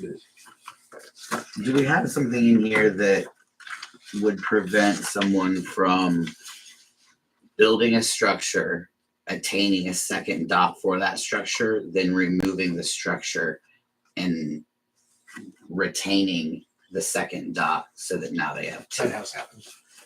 So you build your habitable structure, you tag a dock to it, and then you get rid of your habitable structure, but you own the house and the land beside your house. Both of them docks are conveniently right there. So that's, I think what Brett's trying to say, and what I would agree with, is if the habitable structure goes away, then so does the dock. okay, so It's been maneuvered, is why I'm asking. well, yeah, I don't think I couldn't tell you right now that. You can tell me. No, I'm a doctor, right? Yeah, I don't think this is written to prevent that from happening. So could that be an addition? Yeah, that could be an addition. So we're talking about somebody who has you're saying they have a building. Let's say they put in a 10 by 20 storage shed, ran electricity and water to it, built a second dock for that. Is it on the same lot? Yes. Or even on the neighborhood. Like a third tier lot. Right. Or yeah. Okay. How convenient you said that. But you're saying upon another one upon, just crawled out of the can. Yeah. So at the point at which they remove the structure, they sell the shed off to someone else, who then does the same thing and gets a second dock. Who then gets the second dock, then sells off the shed to someone else. All right. Then Well, so that's what's weird about that is because to my mind, you have a habitable structure with a dock, habitable structure with a dock. You're saying that somehow they sell that habitable structure, but they've attached the dock to another one, which this shouldn't happen. That dock should be attached to that structure. Now, when you say they're selling the shed off to somebody else, they're actually moving that shed to another property. Correct. They've got a shed that's not permanently attached. They Okay. sell the building away, but they keep the land and the second dock. You can And basically they permanently attach it with even if it has plumbing and everything. Or if it burns down, doesn't exist anymore. Same scenario. Okay. Well, You run your plumbing and electricity for an RV. the idea being that should be so that once you build a dock that's connected to a habitable structure, it should always connect to that. And if that habitable structure is transferred, the dock should go with it. If not, the dock should be removed. Okay, I get you. I mean, that's the 10,000 foot view without trying to complicate it too much. But you would think if it burnt down, they're wanting to keep that, so they'll probably rebuild it. But nothing says they have to rebuild it. No, nothing does. But if it's attached to a dock, then the dock has to go too.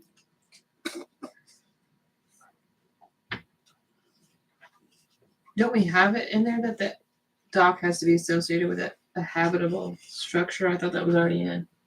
It is, and you're not getting what we're saying. But if That's how they they moved the did. shed off the lot, Mhm. there's no longer habitable structure. But the dock remains. So the dock needs to be removed. Yeah, but there's nobody who follows up with that. Correct.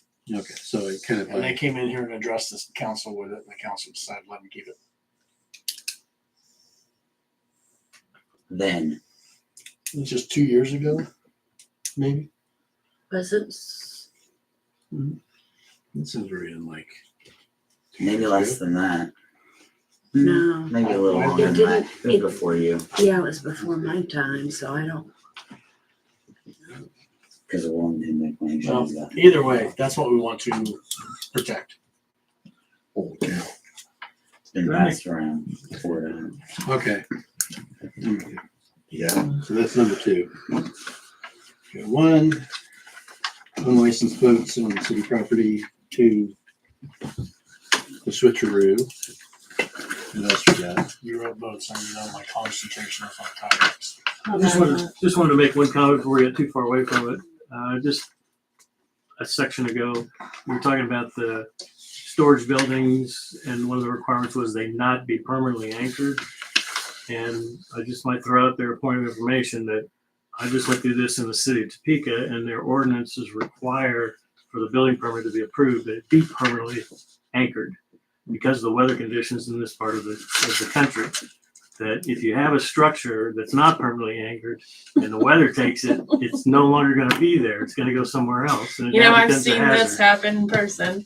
When I used to work at a movie theater, and all of Lowe's sheds blew into our Exactly. parking lot. Oh, darn. So So- it's a valid concern, actually. So, I think maybe a little bit of reexamination on what the intent is. I know what you're saying, Mhm. but I think for the safety of other residents and other properties and structures, if they're going to have a structure out there, it needs to be anchored permanently.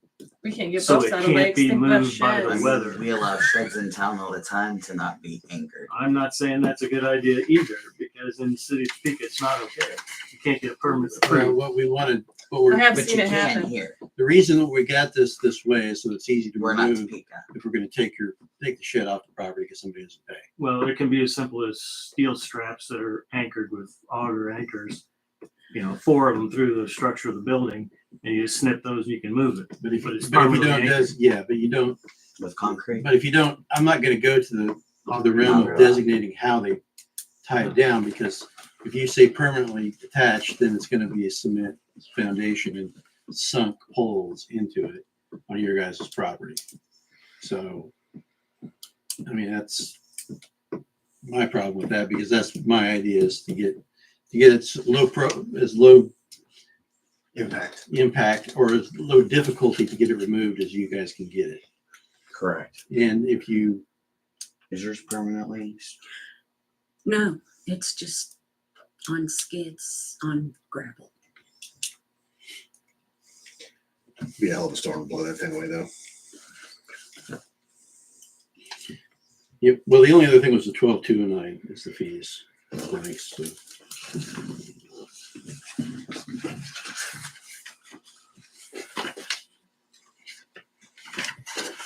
Hey, Jim.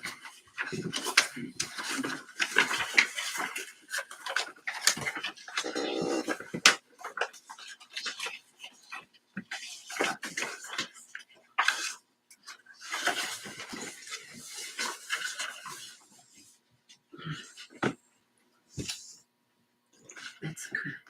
Mm-hmm.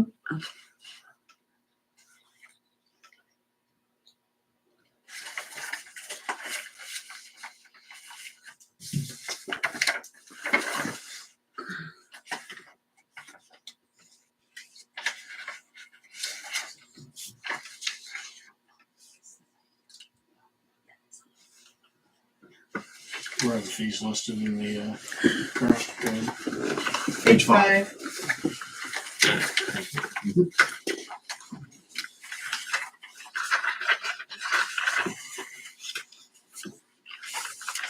I think subsection C is only the barracks one. So A is the dock. A is dock, B is water line, C is only for the barracks, D is for all other structures, and E is late fee, and F reserve dock. Does anybody even use the water line anymore? I don't know. Mm-hmm. I figured the zebra mussels were taking care of that. Not if it's replaced with PVC. They don't attach to PVC? I don't think so. Do they attach to PVC? I don't know. This plastic, right? Right. Well, I've never seen them in the PVC. Inside them? Yeah, I've never seen them inside of them. And one of the docks that I was just out there looking at had one of those run to the lake with the PVC in it where the water would. There was, it was clear.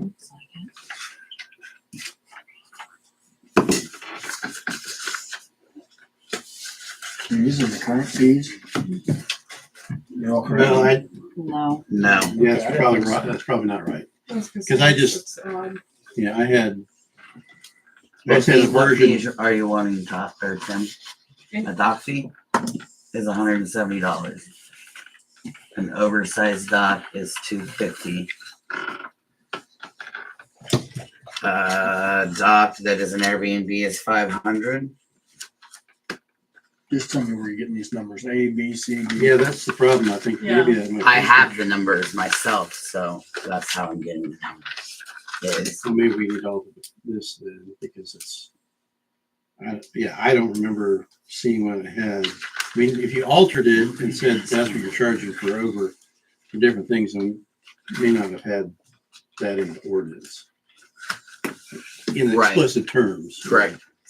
So Brett, run down the proposed and fill in the blanks there currently. Just tell me what's current, not what. What's current? So And I'm gonna write it into the proposed here, so I have an idea. A, fee of 170 for each bathhouse. but 170, 170 is what it currently is B, For regular size. for regular size. These actually, this says which Cur- exceed a width Yeah. of 20 or length of 24. So the A is Right. actually oversized. So that's to the 250 then. You said that's the current fee? No, these are old. What's on the current code? We're these not are really old. on a Current page. code was- We're in He wants the to know what the proposed current revision code here is on first. page Regular 8. size dock is 170. fees. Oversized dock is 250. thank you. The and the docks for the barracks are the same. 170. So BC would be 170. Mm-hmm. And we skipped B here, the initial license fee for installation of the water line. Did that change last time? I don't know that that's ever changed. I don't think we I did. don't think you have a new application for that. Right? Somebody ever applied for that? Mm-mm. I think it should be removed. I don't think we should do that anymore.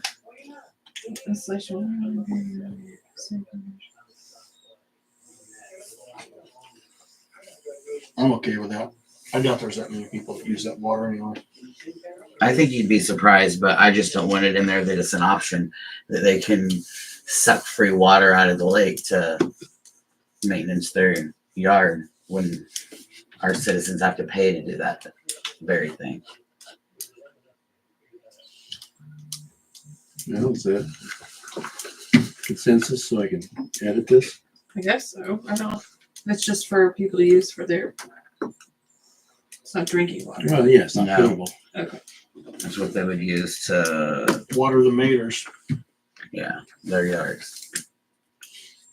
Will there be a grandfather provision for those that already have the plumbing? Well, now that I think about it, technically, we probably shouldn't. I mean, this runs dangerously close to selling non-potable water, which the municipality isn't allowed to do as a public water supply system, technically.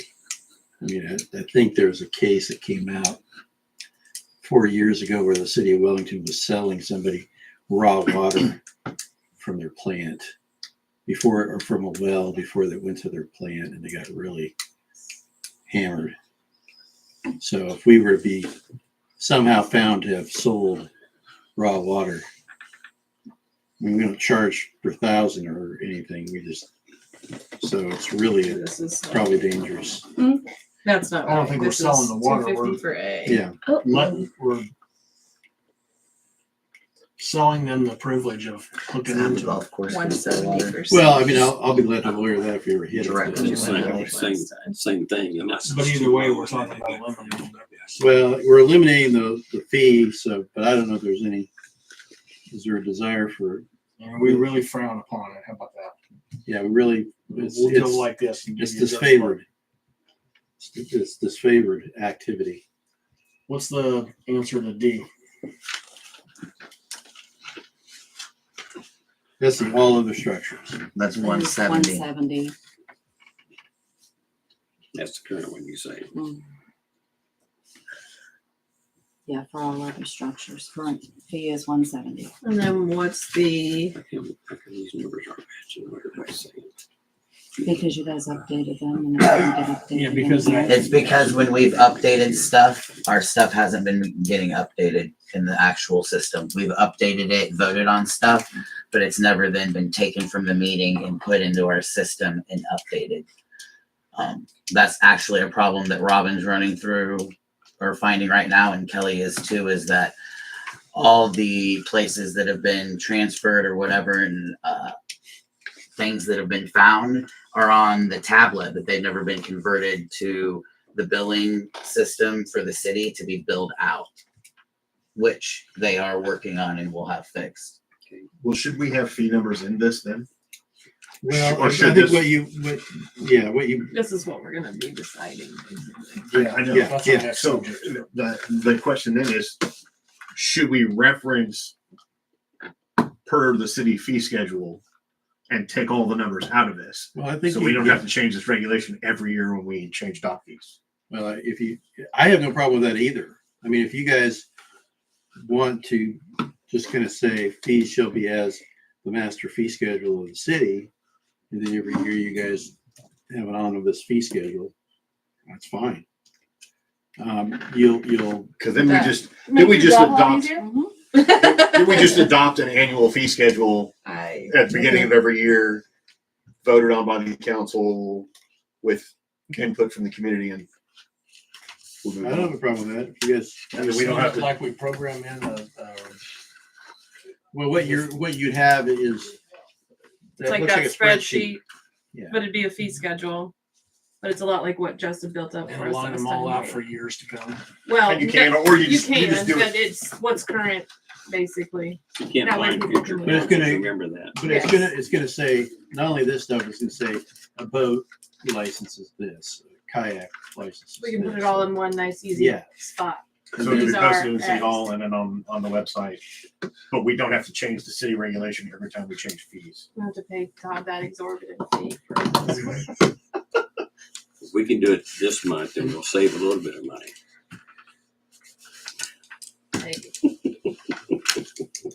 Merry Christmas. Thank Don. you. It's gonna be, yeah, get it done before the snow comes. Yeah. Well, okay, so does that sound like a good plan then? You can just, I'll plan on removing this. Yeah. But you're gonna need to make sure you get So all these- this math will just be on different forms. Yeah. And then, so you'll have a master fee schedule. Master late fee schedule. Lake Mastery. Late mastery. That's great. It's even easier. I don't even know I'm doing it. Big X. Yeah, by one. Just a captain. He did the same thing to me. I've done it my entire life. So we'll need to I see, broke bread of it. we'll need to see the changes made and then vote on it. That's the idea. I got, Look, he just takes it apart instead. He's always got That's to what do it is. it. Quiet. That is correct. so I've got 3 changes right now. Anything else? Thinking of? So on this proposed one, the fees will not be listed. It's gonna be saying something totally different, right? That way, when we change the It will fees, probably say one sentence. It'll say, There you go. Fees shall be as Fees. outlined in the city's fee structure. Perfect. Document. Ordinance. Thing. So then we're gonna need another form, spreadsheet, so to speak, to show the Technically, we, fees. Well, you already kind Have of it. got one. Yeah, we do. We'll just make it the official reference. Okay.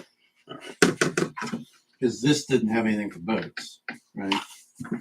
You're gonna have boat fees, you're gonna have camping fees, you're gonna Right. have All right, so you're done with the Lake Wabunsee proposed revisions until, you want to do January 9th on that one to review that Yes, for the one in the Latin 2 weeks. it's up to you guys. You just got to make the changes on this before we It won't can. take, yeah, it won't take long. So I think that's fine. Next meeting's fine. next meeting. Yes, What day we say that was going to be on? you did. One- I didn't think Yeah. we did. That's in January. You guys we're not doing one at the end of December? We should do one either the Christmas Day 26th is or the usually- 26th or the 27th. I kind of feel inclined to approve this yet in 23. So I do think that we should do it in December. Can we just have this on next meeting?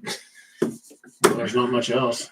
I won't brag about There it. won't I'll be a- show up. There won't be a whole, there's probably won't be a whole lot going on in that meeting. Wow. Well, what day is it? Is really the key Tuck your debating. personalities away. 26 or 27. I'd rather the 27th. I already have to work on the 26th. I don't Todd, care. are you, I'm fine with either one. okay. I don't know how that, there's. Couldn't do the 28th, but I can do. Oh, hell, I might not be able to do the 27th. Oh, no, I can't. School will be out, so there shouldn't be a function going on. I forgot there isn't. There's a bowl. I think the on 27th 26th. My kids are 15. If they need me for When we're going. they can handle it. So Okay, 27th. 27th, guys, 27th. everybody. That's our next 20 meeting. 27th. 27th at 7. 27th at 7. Okay. And that'll also be this one. Why don't we do that? Tabled. You want to do that by motion, just real quick, so that you can do the open meetings notice? In January. Yes, I agree. Can somebody make a motion to adjourn the next regular city council meeting to the date of December 27th at 7 o'clock?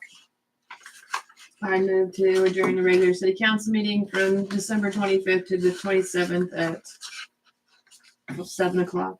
Yes. Second. I didn't even pull a Justin on that one. You did great. So moved. Question, Mr. Mayor, when do you anticipate discussing late fees for Next. 2024? That's next. That's right. I thought you were adjourning. No, No, we're moving We're the moving the next next meeting. meeting. We're adjourning the next It's meeting called to the technically adjourning the 27th. meeting, The next meeting. not today. Being professional, aren't you? We like to shop. I know, right? We like We to have, shop. we have a motion and a second to adjourn the December 25th meeting until December 27th at 7 p.m. Any further discussion? Those in favor? Okay. So approved. Stop beating yourself up.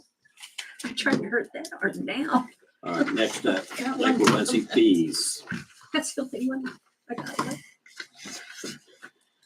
Most of you probably remember that the Lake residents asked us to take baby steps instead of waiting 15 years and then trying to catch up to lost ground. And that's good. And it's We've been a never couple waited years. 15 years. I don't know what it Well, we was. waited 10 last I time. actually know. So from the year 2000 to now, which is 24 years, we've raised dock fees a whopping 4 times. That originated fee was $50, which is $4 and something cents a month. It was then raised $25 6 years after that. Another 6 years after that, it was raised another $25. 8 years after that, it was raised $20, and then it was raised the $50 that it was raised to the last time. So it's not 15. It's always been about 6 to 8, and it's only been 4 times in about a quarter of a century. Can I see that? I can't process that quickly when you're speaking out loud. Okay. So I'd like Sound the like numbers more on than paper. 4. Yeah, I know. There's your- Since 2000, 2006, 2012, 2020, 2022. 4. It's just information that I No, have. I just wanted to, I didn't keep up. That's what I'm saying. I did go through the lake expenditures like I did last year. As far as fees went, we all know that we were in the red last year from fees, and we were going to raise it, and then we didn't raise it to the initial proposed rate. We went for a lower rate. This year, I went through the lake expenses, highlighting all this stuff and tallied it up. So between the Flint Hills Insurance, A1 Rental, which is the porta potties, Exodus, Culligan, Brightspeed, the Schwant for a brand new mower, the fire department for $1,000 donation for the fireworks, lumberyard supplies, spray from the Elma Co-op, DRB, gravel, C&E motors, work on the red truck. City of Eskridge, Julie, Bob's Backhoe, boat stickers, flags, and Robin. It was $61,502.17 in expenditures, which Mary Jane's said that we had taken in, was it 62,000 and some? So I didn't add the Evergy, which that would have, because the bills, because I couldn't differentiate out the caretaker's house and the bait shop, because it is, but it isn't, and I didn't know how to do the subtraction. So that would increase it more, plus the $56,000 for the beach wall, which puts us significantly And then the same. in the hole again for the second year in a row. And you didn't have the McGivern bill either. Well, correct. I did nothing with the McGivern bill as well, but that I don't. That's a hefty one. I try, when I do my figures, I try to make the north side stand by itself and not take from the south side, which is basically rental fees for docks. So I've never included those dock fees in any of that, because they're, to me, they're two separate things. One is like a lease fee rental, and the other is the north side and how it can run just but and support itself without dipping into that. So for the second year in a row, we're clearly in the hole. I do know that we're normally budget authority 15,000 into the general fund from the lake fund. They're not going to make that this year. We will not get that money. What was the total that we could possibly get? Well, it's even less than, Okay. it was in the $6,000 range, but it's less than So that it's even now. less than that, which then puts a strain on the city of Eskridge itself and our general fund that we don't have that money to transfer anymore. So once again, we're put into a spot to where we're in the hole and we're in a situation to raise fees, yet nobody really wants to be enticing enough to raise fees that actually are going to generate us out of the hole.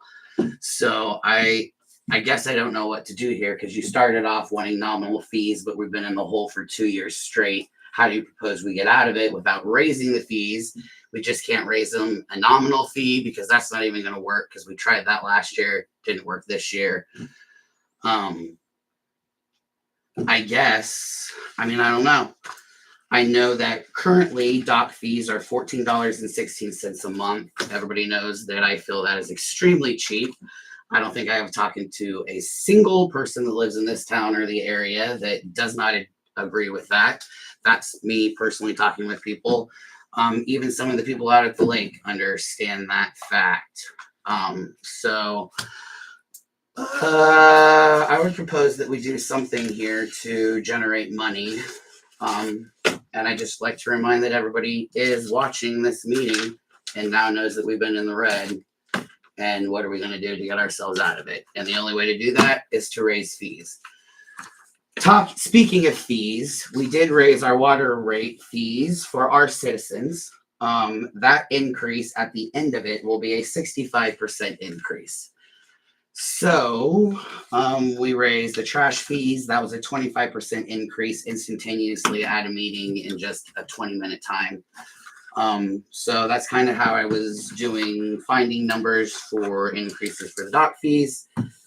So without further ado, my suggestions, I don't know if anybody else's is to raise the dock fees from $14.16 a month to $25 a month, which takes it from $170 a year to $300.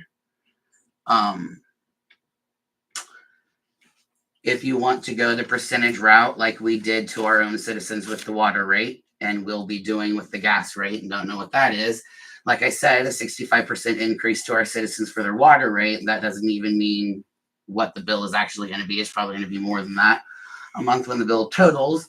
So we can break it down to, we could raise it a 65% increase like we just did to our citizens, which would be $110.50 increase, which would make it $280.50, which means that would be $23.34 a month for a permanent structure on our shoreline that is double deckered and runs water and electricity to a lot of them. You could take it down to the 33% increase that we're going to be paying for our employees for their insurance. That is a $56.10 increase to $226.10, which is $18.84 a month, or you could break it down to the lowest fee that we've inflicted on our citizens thus far, which is a 25% increase for their trash, which is $42.50 plus 170 is $212.50, which is a $17.71, which is like a $3.50 per month increase. I don't know if any of those sound well to any of you. I can probably bet which ones do.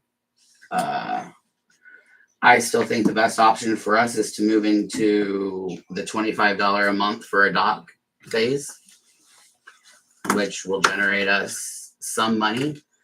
Probably not enough to get us where we need to be, but $25 a month to have a permanent structure on our shoreline, which is a very high property value that can be double deckered and have access of, and it's a privilege that only people at the lake get. Our own citizens don't even get that right. Because we're not charged per month, would you speak in annual fees? I did speak in annual fees. I just probably spoke too fast for you to comprehend what I was saying because I was going fast. What annual fee are you wanting? So the $25 a month for your permanent docks on our shoreline would run you $300 for the year, the entire year. If you went at a percentage, which is the 65%, it would be $280.50. If you did the 33%, it's $226.10. If you did 25, it's $212.50. Just to clarify, because I don't want even the citizens of Eskridge to have a heart attack, we're not increasing water rates 65% in a year. No, So I said that's a step, but you keep referencing it, so I'm clarifying. It's yearly increases a 4-year over period. 4-year period. So just to bring that back down. And Annie, after how many years of no water rate increase? 21 years 21 years, you went up 65%. over a 4-year Let's take period. a look at that on the dogs. I just gave you that we've only No, 21 years ago. 4 years. 21 years ago. 4 what was times. the fee? 21 years ago would have been $50. We'll take 65% increase. Oh, I'm sure you would, but that doesn't get us anywhere. That's Okay, advantageous then to don't you. use that number. I can use whatever number that I want. You can't tell me what number I can use. It's facts and it's numbers, and it will be heard. Over 21 years. That's the point. I thought the 65% was misleading. That I you did said in that. the beginning, over the period of when it was going to end, it would be a 65% increase.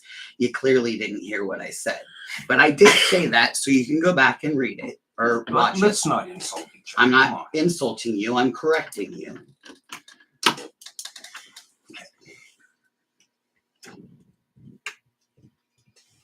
Annie, what is the stair step of that 65% increase? Is that over a 4-year period? It's over a 4-year window, yes. So we I'm are not sure. $11 right now. It's going to go to 14 the next year, 16 the next year, 18 the next year. So it's those increases. Last year was $1, wasn't it? What- Yeah, right. I'm sorry, what do you need, $1? Wasn't it $1 the last 2, 2, and 1? I think the dollar step after a while started, but The 14 starting in 24. 17 and 18. What is I it? mean, we don't have 14, to 16, sort that out. 17, and 18. yeah, so Okay. it's going up a dollar. So, yeah. I do have something else too, is like we do have the contract for the golf course that comes up. It's not going to be coming up for a few years, but it comes up in 2031. That is a free lease to the lake. With that comes free water, and the lease is automatically renewed, which means the city's getting absolutely not 1 penny off of that deal. The lake residents benefit from having that golf course out there, which significantly increases the property values and their pocketbooks. But yet the city is still sitting at not even a penny's profit by our good graces. And I'm just throwing that out there because we like to get told that we don't do anything for the residents out at the lake. So that is one thing that we have done, which is a significantly huge thing. Were you aware of that? No. A lot of people aren't aware of that. I wasn't aware of that. I actually have the contract, Tim, if you'd like a copy of it. You know, but remember. But anyway. The other side of that is you don't have to do any work on it either. So we don't. Right, but it's our land at the lake, which we know what the price of land is at Lake Wabunsee. Yeah. Being used for nothing, we get nothing for it, is what I'm saying. So in the future, maybe we could change that up to where the city actually benefited from that golf course. The golf course at is on some- our land? Mhm. It is. Really? Mhm.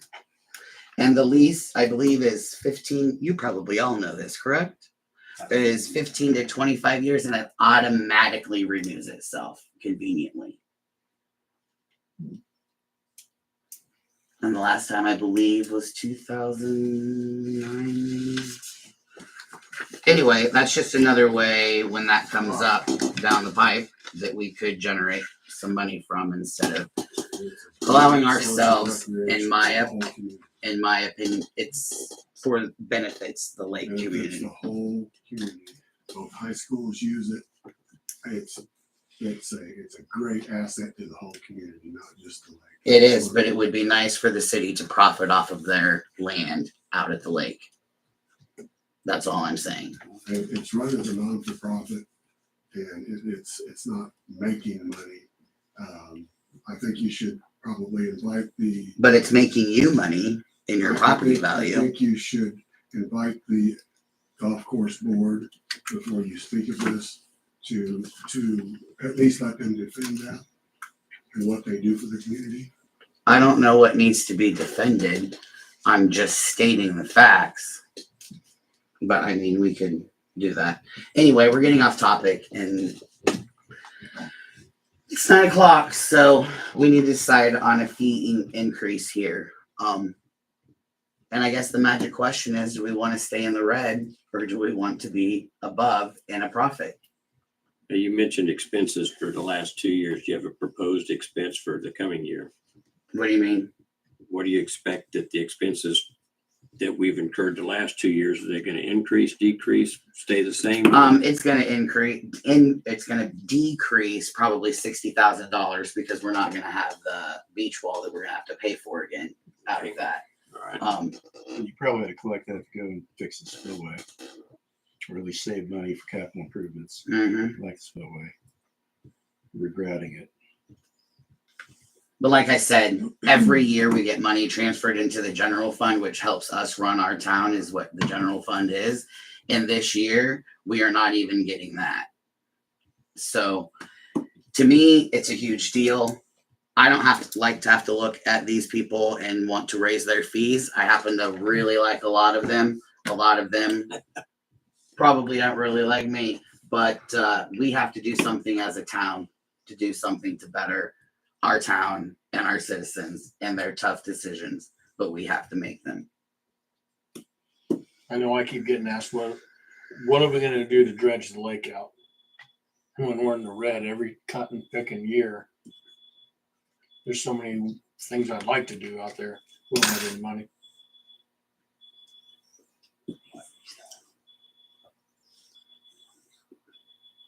It's in the office. Do what? Anyway, so my proposals were for the docks and the structures. That I wasn't proposing that. Well, the same increase would be for the Airbnbs. So they set it $500 for their docks, so their increase would still be the same percentage of increase. Back here somewhere. The mystery. Cut the red wire. Not the blue wire. What is the opinion of the lake residents that are here as far as rate increases go? I have a thought, if you want to take my thought. Sure. Speaking, you've got a deficit. So if you take out that $60,000 capital improvement, what is that deficit? What will it take you to get back to that? That's where I was going with what the future expenses was going to be. That's the way I would see it.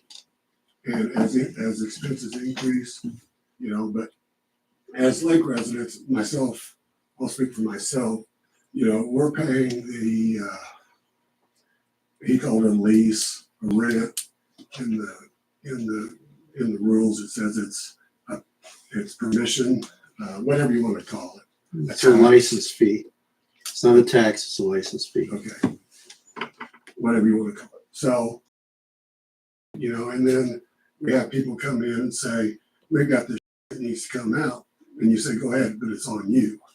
So we're paying for that, our little piece of, what abuts to us. We consider that as, maybe that the city ought to help with that. So, when you talk about most of these fees, all these expenses you're coming up with are over from the west end of the dam to the east bridge. That none of that money, well, hardly any of that money is being spent in the areas that we're paying for. So I think that's our, concerns. Keep in mind that if we were to go to the expense, if the city were to go to the expense to clean up those shoreline properties, to remove the trees, cut them down, whatever, your fees would be a whole lot higher. Because as Brett mentioned earlier, $3,000 we is did this 30 once. years to wait for a profit off that property. Well, that's what I was going to say. You're not going to have one on each. So, But if we do it for one, the influx of the amount that are going to come in is going to be so overbearing that we're not going to be able to support it.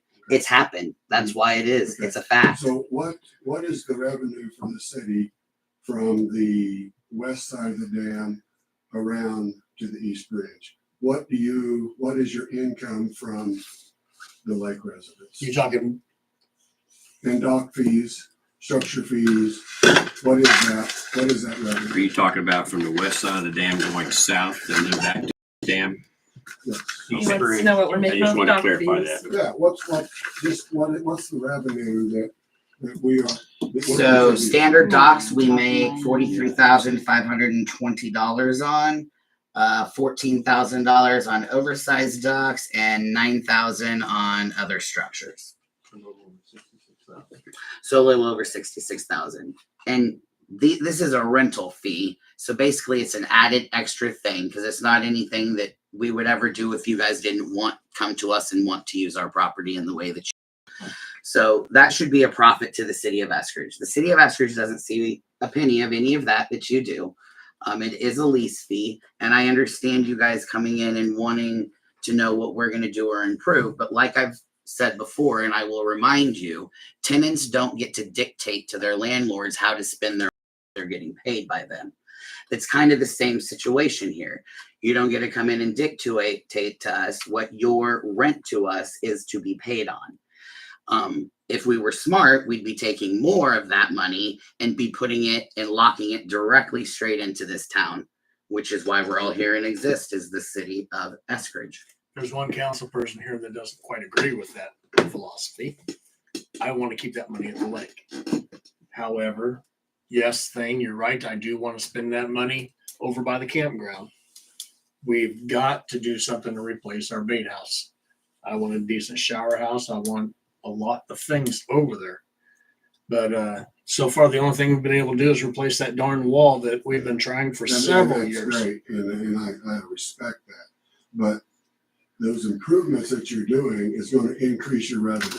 If you put a new bait house, if you rent out all those spots every weekend and advertise it, and have something for people to come to, that's going to raise your revenue. You have to spend money to make money. I understand. I'm not going to argue with you on that, Tim. Well, along those same thoughts, do we have a figure, Brett, from how much the lake permit office improved between 2022 and 2023? About $9,000 more. And to me, that's the increase is a direct result of hiring Robin out there and cleaning that campground up, which contributed to more people coming out to visit the lake. And then with the addition of the wall, you have 8 seconds. Boom. And with the addition of the wall at the beach, that also helped increase it. So yeah, now we've got the problem as Tom Blue mentioned earlier. I've been out there. I've seen these diseased trees, and they're going to have to come down. And nobody wants to cut those down because it's a beautiful aspect of that area of Lake Wabunsee. But they're going to have to come down, and that's not an expense that we're really prepared to put out there. But you're right. There's all kinds of expenses that come in and go out. So we do need to increase something, but how much? That's another question. So what was your expense list minus the? I want to dwell on this. I didn't have Coldy I on just the want that. expense list, Oh, yeah. or you I just- can look at it if you The want. one big expense that, will you sit back forward, please? No, both of you. No. The one big expense that's out there that, that we need to spend money on, I don't think is going to generate any revenue at all, is replacing the bait house. I mean, people, I think the old bait house, a new bait house, you're going to have to sell either way. And that's our biggest expense that we need to do. I'd like to run water to the campgrounds. Yes, absolutely. That's going to be more enticing to other campers. But And modern shower systems and the bathrooms. that too, that's another wish That's list. part of your bait house. That can be part of. Maybe. and I will say If that we we can. are, or at least I am, looking at possible grants for that sort of thing to come about. Yeah. But we also need to do something about the dam. Yeah. We can do this all night and add on things that So- we need to do. And I- to clean out the Rewind first. spillway. It's relevant. I'd rather do stuff like You've that. agreed to do that, I think. Your expense, the 61,000. If we made 66 off docks, and then how much do we make off the bait shop? That's double it. You're not listening to what I'm saying. What I said, I will repeat again like I did last year. The north side should maintain itself without dipping into fees from the south side that has nothing to do with the north side. The north side cannot stand on its own. It is failing. That is the point. Campground is what you're saying is failing. The north side. I don't know.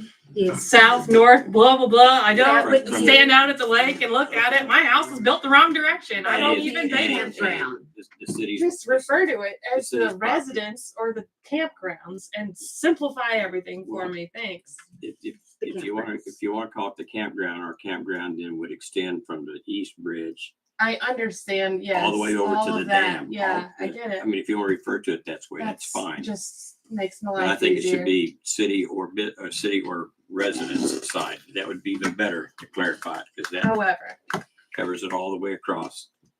AKA the north side. Yeah. not in Hawaii right now. So Yes, sir. Mr. Mayor, I have a proposal. You didn't take an increase in 2023, correct? Correct.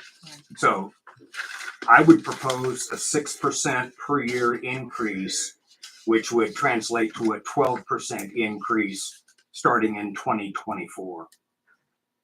a 10% increase. As being fair to both parties. So you're saying 24% effective January and No, then 12% 12. thereafter? I'm not, I'm I just don't know go- that I want to go into too much into the future. Looking at 2024, that'd give you a 6% increase for the past 2 years. What were the percentages of the increases that were made prior, Brett? Did you do that math? The last 4 So hikes? it was a 50% increase the initial time from 50 to 75, and then it was what 75 to 100, 100 to 120. And then 120 to 170. Mhm. A 10% increase would make it 187. So 15 would be 25, 50 increase to the 170. So Richard, I think it would be 95. easier for the lake residents if they knew that they were going to get X number of dollars every year instead of. $1.42 increase is a 10%. So $1.42 a month increase.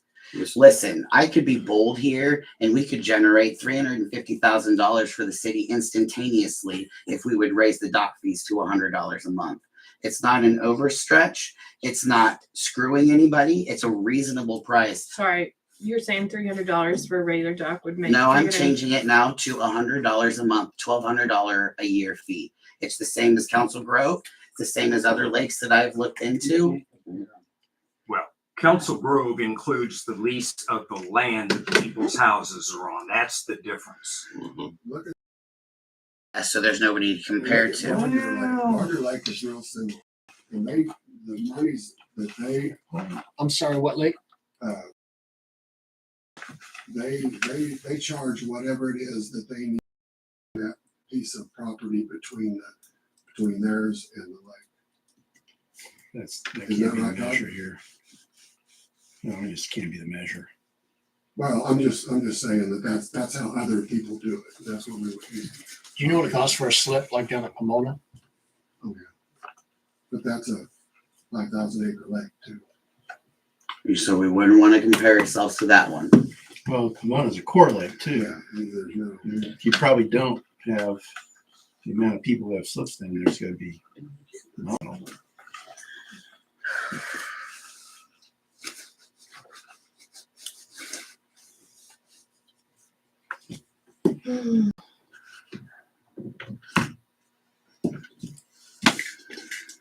I just want to say that as far as I'm concerned, whenever I get stuff raised on us every year, at least I know it's coming every year and I have a pretty good idea of what's being raised. I don't feel that the water rate increase that we're putting on the citizens that we've established starting next year is going to be that much of an impact on people because it wasn't as much as I was expecting it to be.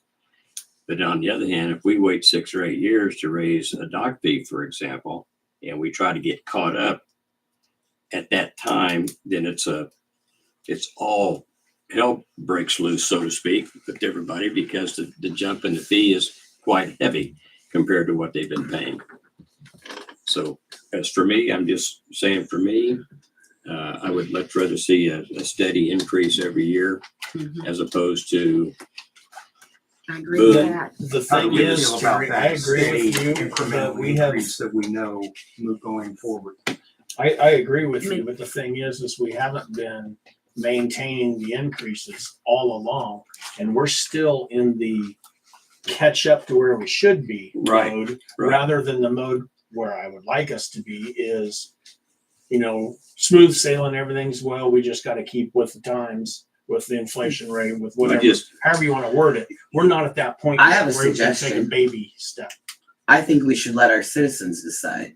We're about to walk around with LMI surveys, and I think we should walk around with this very question. we're not doing that for a while. That's I volunteer myself to walk around to every house to ask them. And then we can bring it back and we can let our citizens decide what they think. We might not have Aren't to we do charging that them on online. January 1st?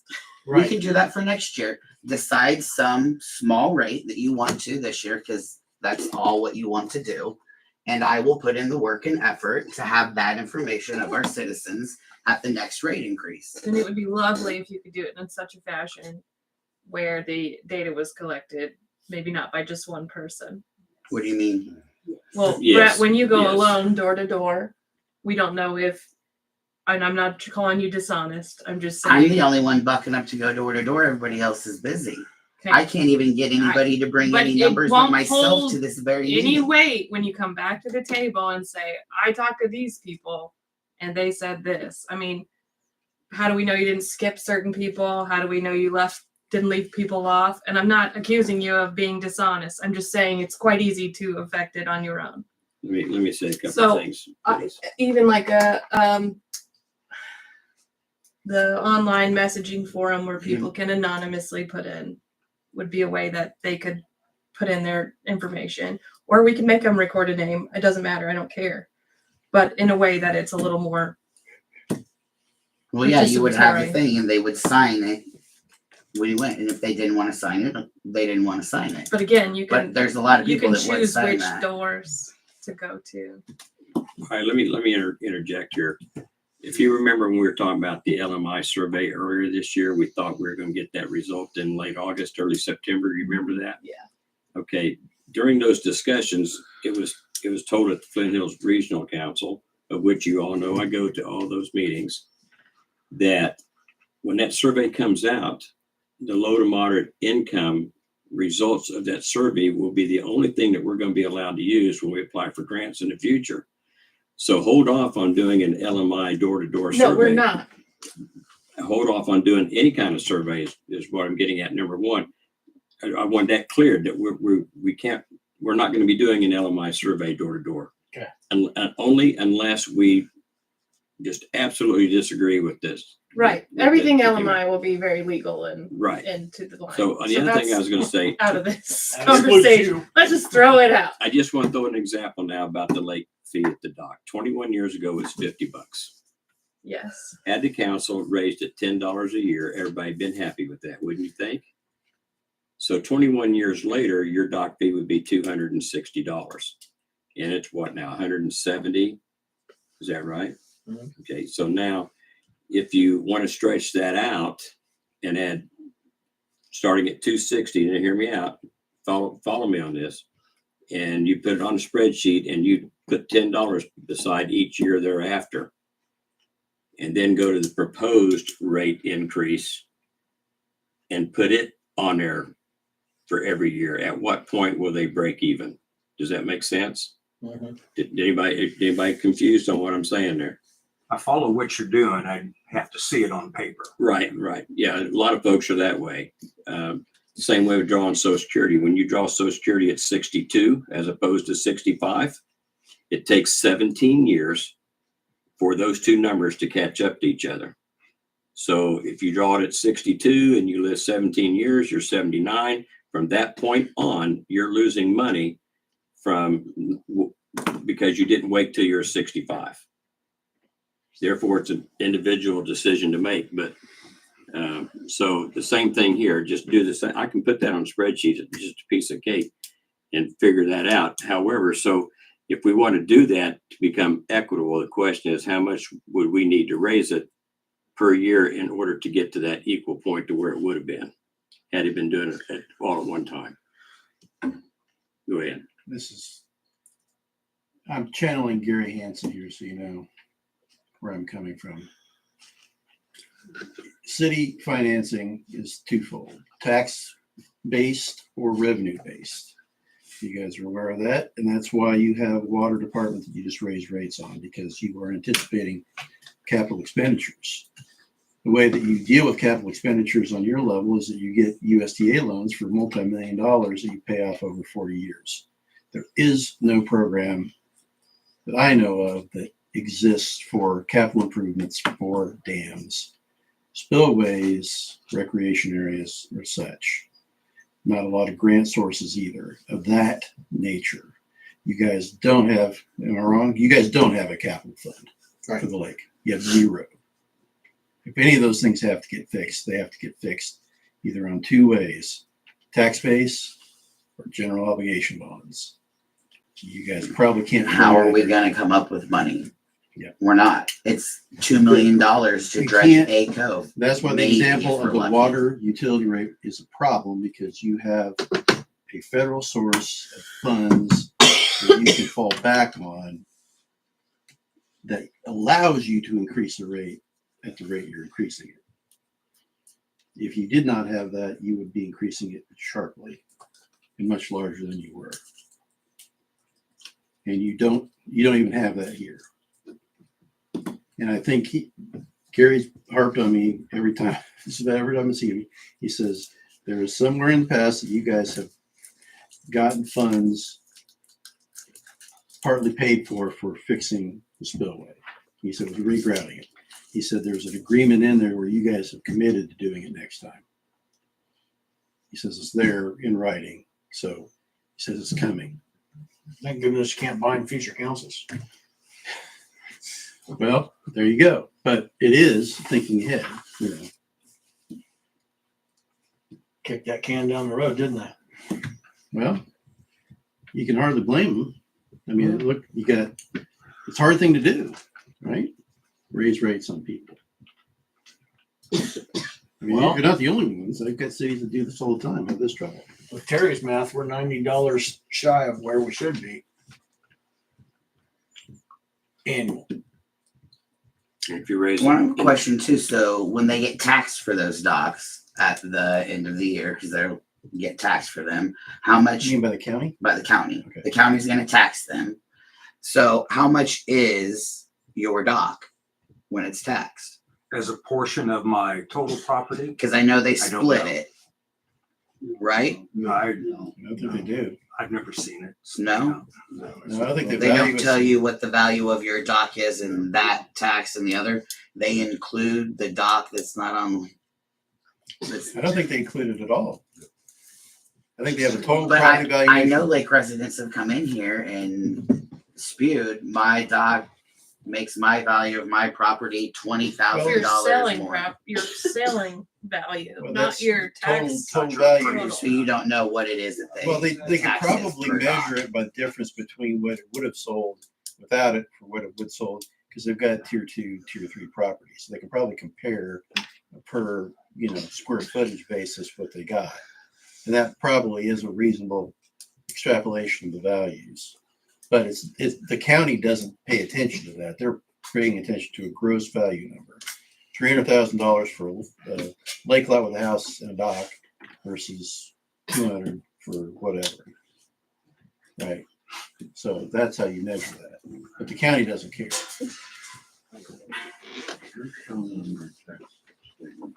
So $10, an increase of $10 on the dock fee would not be sufficient. It's got to be $12 or $15. So for 90. No, I'm not not saying proposing it. that we do that, but that's what, Yeah.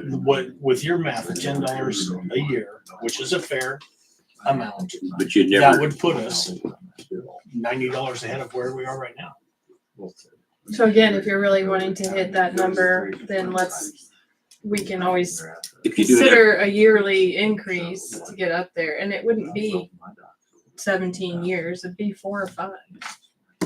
well, if you raised it $10, right now you said we're $90 shy. We've been raising it at $10 every year since 2002, right?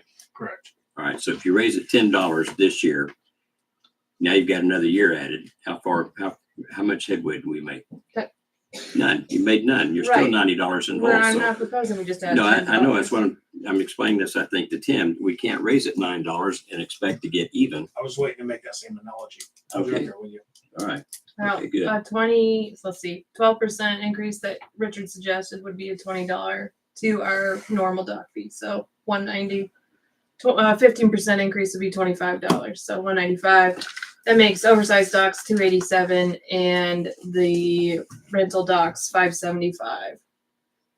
And that doesn't include all the other things, but So basically less than 5 years if you raised it $20 a year. right. Well, And this is, you- I and mean, you if you did caught up. 25, 4 or 5 years, caught Yeah, up to what yeah. would have been. It's not a huge leap to try to do something in that fashion and Right. then start a more reasonable increase or a yearly comparative increase with inflation.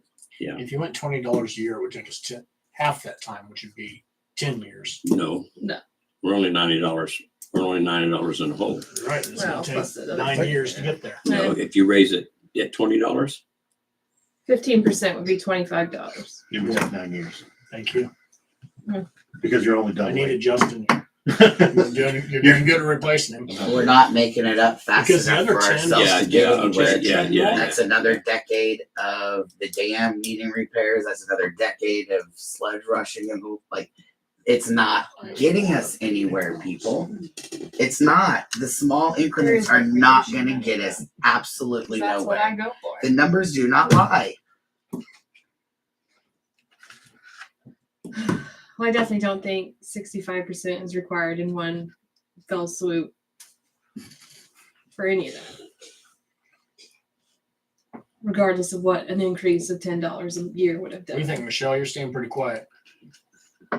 I don't want to gouge them all at once. Nobody does. Nobody does, but then you have to look at what are you going to do when you have that repair on things and we have no money for it. Well, you can't make it overnight. You could. let's Get there have a pretty couple of quick. 10-man tournaments, 10-man runs out there at the lake. I mean, we've been Eskridge and Lake fundraising for Wabunsee, the swim park. over to It's taken Richard's us house for a beer, 7 swim years to back get and the improvements that run we've back done to there. Just gonna poke around that.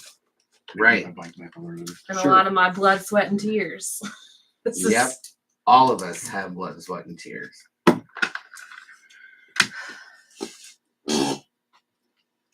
I think we should encourage lake residents too to think of ideas that we can do to promote the lake to get funds specifically for that lake. More people we got coming up with ideas, the better off we're going to be anyway. There's a good group of people out there, and we have good ideas, and we're good people. We just want to be treated, as good people, and we want to be neighbors. I mean, I do, and there's other people that do. Rich, you're looking at me like somebody has wronged you, and I'm sorry for that. Your wife has literally gone out of this meeting and accosted personal friends of mine off of a political decision that we disagree on. Literally accosted my friends right in front of everybody. I mean, that's why I'm smiling and laughing, because like what you're saying is the exact opposite of what I've actually felt and got. I mean, I can't sit there and let you spew. You're not sorry for it, or you would have checked your wife when she was doing it. So you're not sorry for it. All right, that's enough. I'm going to propose a 15% increase for this year and more research for next year in the regard of what can we do to catch up, or what do these projects even cost? What is that per month? That is $25. $25.50 if we want to be specific, but I still want to go on record that this is going to get us nowhere. And this percentage that we're going off of is what we've done in just the last 35 minutes that people have come to the head, why we've been sitting here at this table, that nobody did absolutely no work or any initiative before this meeting to have any information for this topic right here. So go ahead with your measly 15%. okay. Somebody second it so we can move on. I But don't you're know why wrong, you're Danny. being aggressive towards me. I'm trying to just saying. solve for the evening. We have to make this decision before January 1st, so people I know, can pay their and you don't fees. like late meetings, so let's get the ball rolling.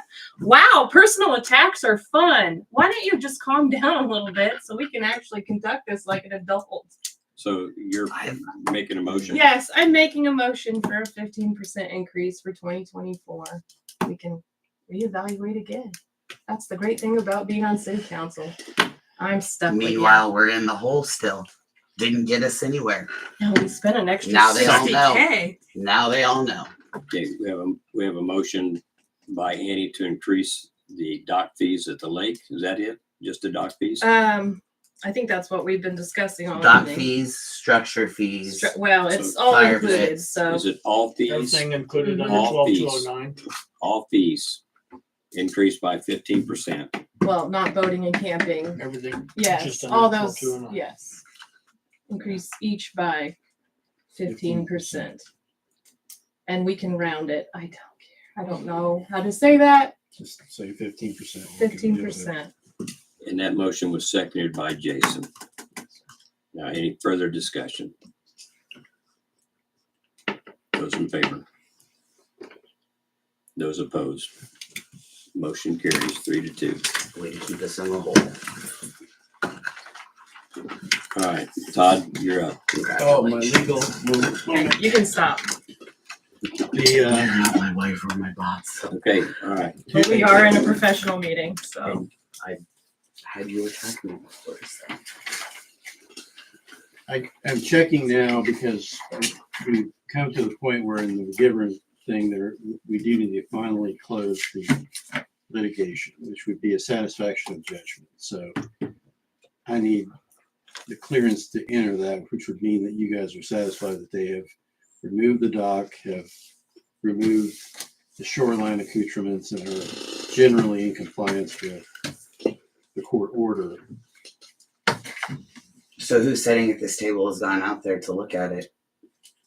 And I would like to point out, since you asked, I'm not happy with the way that they rebuilt the shoreline. I thought that they were gonna put large stone out there like.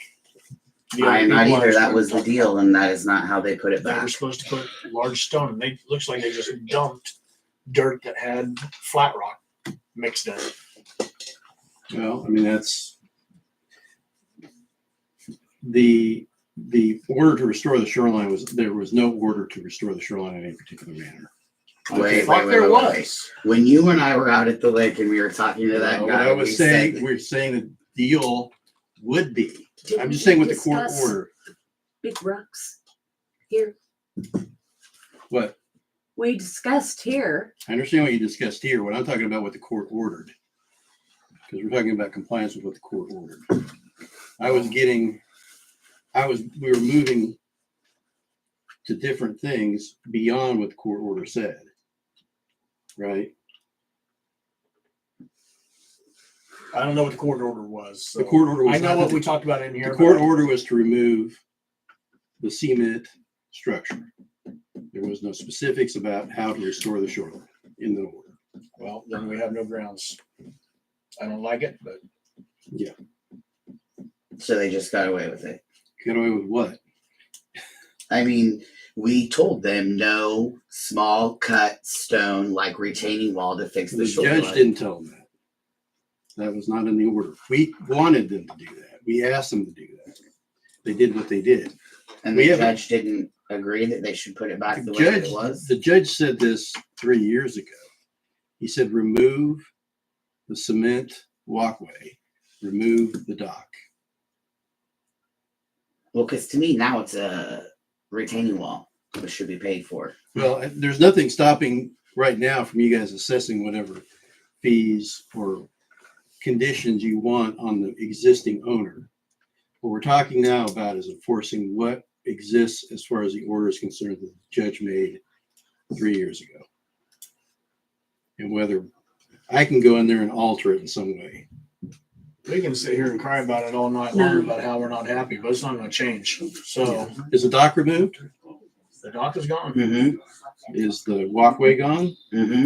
Is the shed off the property? Mm-hmm. Are the wires removed? That Mm-hmm. wires were removed? Mm-mm. Not the last time I was out there. No. The ones that we saw that were. Okay. Well, I can tell them that that needs to be done.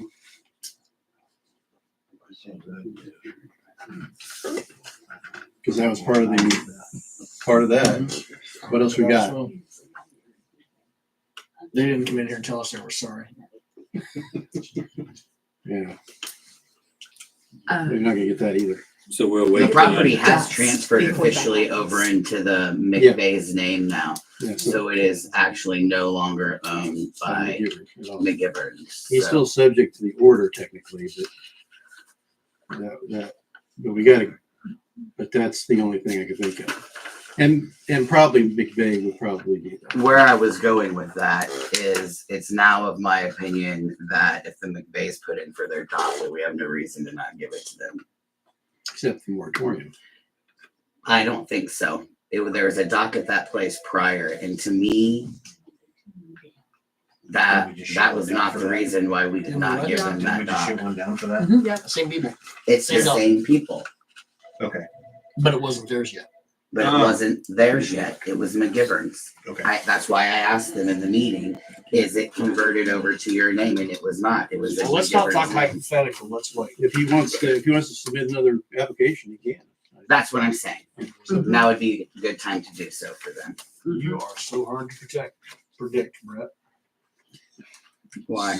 I think I'm pretty easy. So I'm not hearing anything else. So if I put the wires out, then Put the wires out and then we're good. okay. Then we'll hear from you once that's done, Right, right? there you will.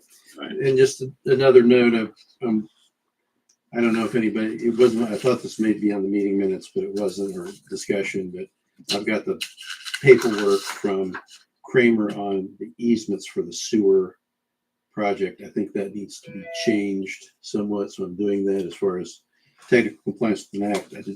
I don't want to belabor the point, but there's work ongoing on that, just so you understand.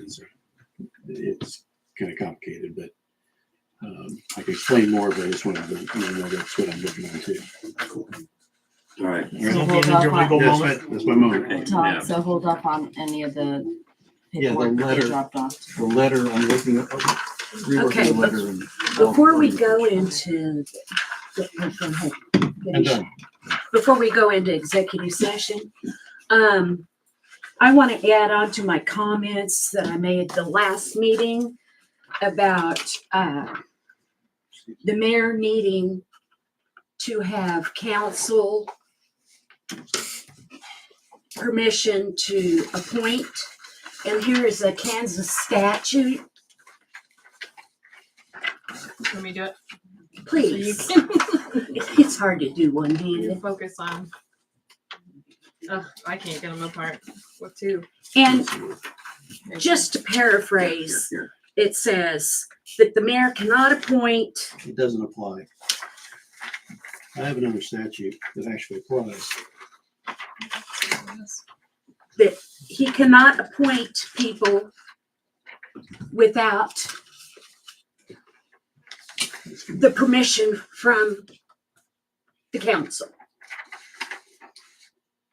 This is KSA 17-2340. This is under the Corporation Code.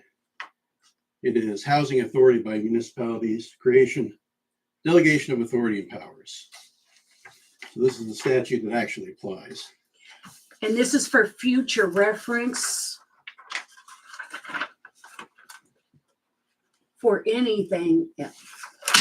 So, just so it's on the record. Go ahead, Todd. Well, it basically says that the mayor does appoint members of this commission. And it does not say, which this 15204 says, with consent of the council. The phrase that says with the consent of the council does not exist in the other statute. So, And this one says for, yes, I agree that every other appointment that's under section 15, which is the third class city ordinance, this is consent of the council. those two words are what I got hung up on, is the city officer. Yeah, well, that's So right. What you're saying is that you're right. Well, there's a difference. Code chapter 15 is a third class city ordinance for general officers of the city. So city clerk, city treasurer, chief police, city attorney, all these are appointed because it says with the consent of the council, all appointments are made by the mayor and the council consents. So every officer under this provision would be Does that would be include- appointed. And that includes council people too, right? Well, council people who are not elected. If the mayor is to appoint somebody in a council position because of a vacancy of an unexpired term, then that person would be appointed and the consent of the council. But this is just, Initially, I was appointed, but I was elected just 4 months later. So now I'm an elected twice over.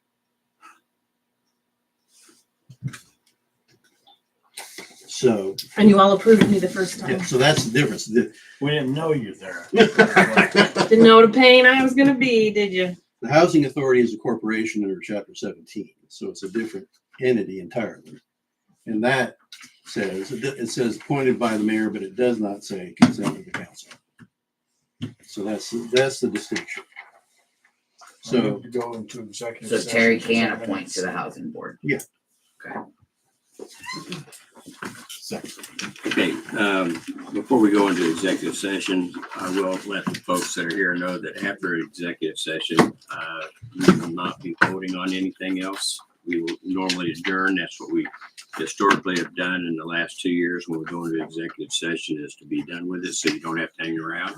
Unless you just want to specifically hang around just to make sure we don't do something without you being aware of it. And with that in mind, I'm going to tell you all have a Merry Christmas and be safe, and we'll see you at the next county meeting. Yes, sir. Since Brett went through a lot of effort to come up with numbers of costs and things like that, is that something that you can put together to give to Kelly to include in minutes the next time? So we can actually look it over. Can you text me the name of the guy? Oh, I will have it in the minutes. Can you text me the name of the guy? Okay, we have a motion to go into executive session for 10 minutes for non-elected personnel. Is that correct, Brett? Yeah. And who seconded that? Jason? Am Second. I saying? And I'm including. No, you don't. Kelly. Does he need to stay? Am I going to say? The attorney. There was something I wanted him for. Just go. Merry Christmas. Council, thank you for hearing our voices. Thank you. And one last thing, just Merry Christmas. And then the website, the city website is behind on all the ordinances and codes. because it still says 125 for the fees. So Yeah. just need to Yeah. kind of look into that It- sometime, and It's, especially after you get The this. code was never. Figured it out. yeah, Yeah. it's a work of art, and she's working on I understand. diligently as I she can to understand. get those things changed, yes. But I was trying to look through the proposed against Yeah. that, and then that ordinance. Thane, if you know that guy's email address, I'll write it down. Thank you, thank you. Yeah, it's it'd be just Josh at wbcounty.org. Josh. Josh Hinch is his last name. So it'd be J Hinch, Hinch, J Hinch At wbcounty.org.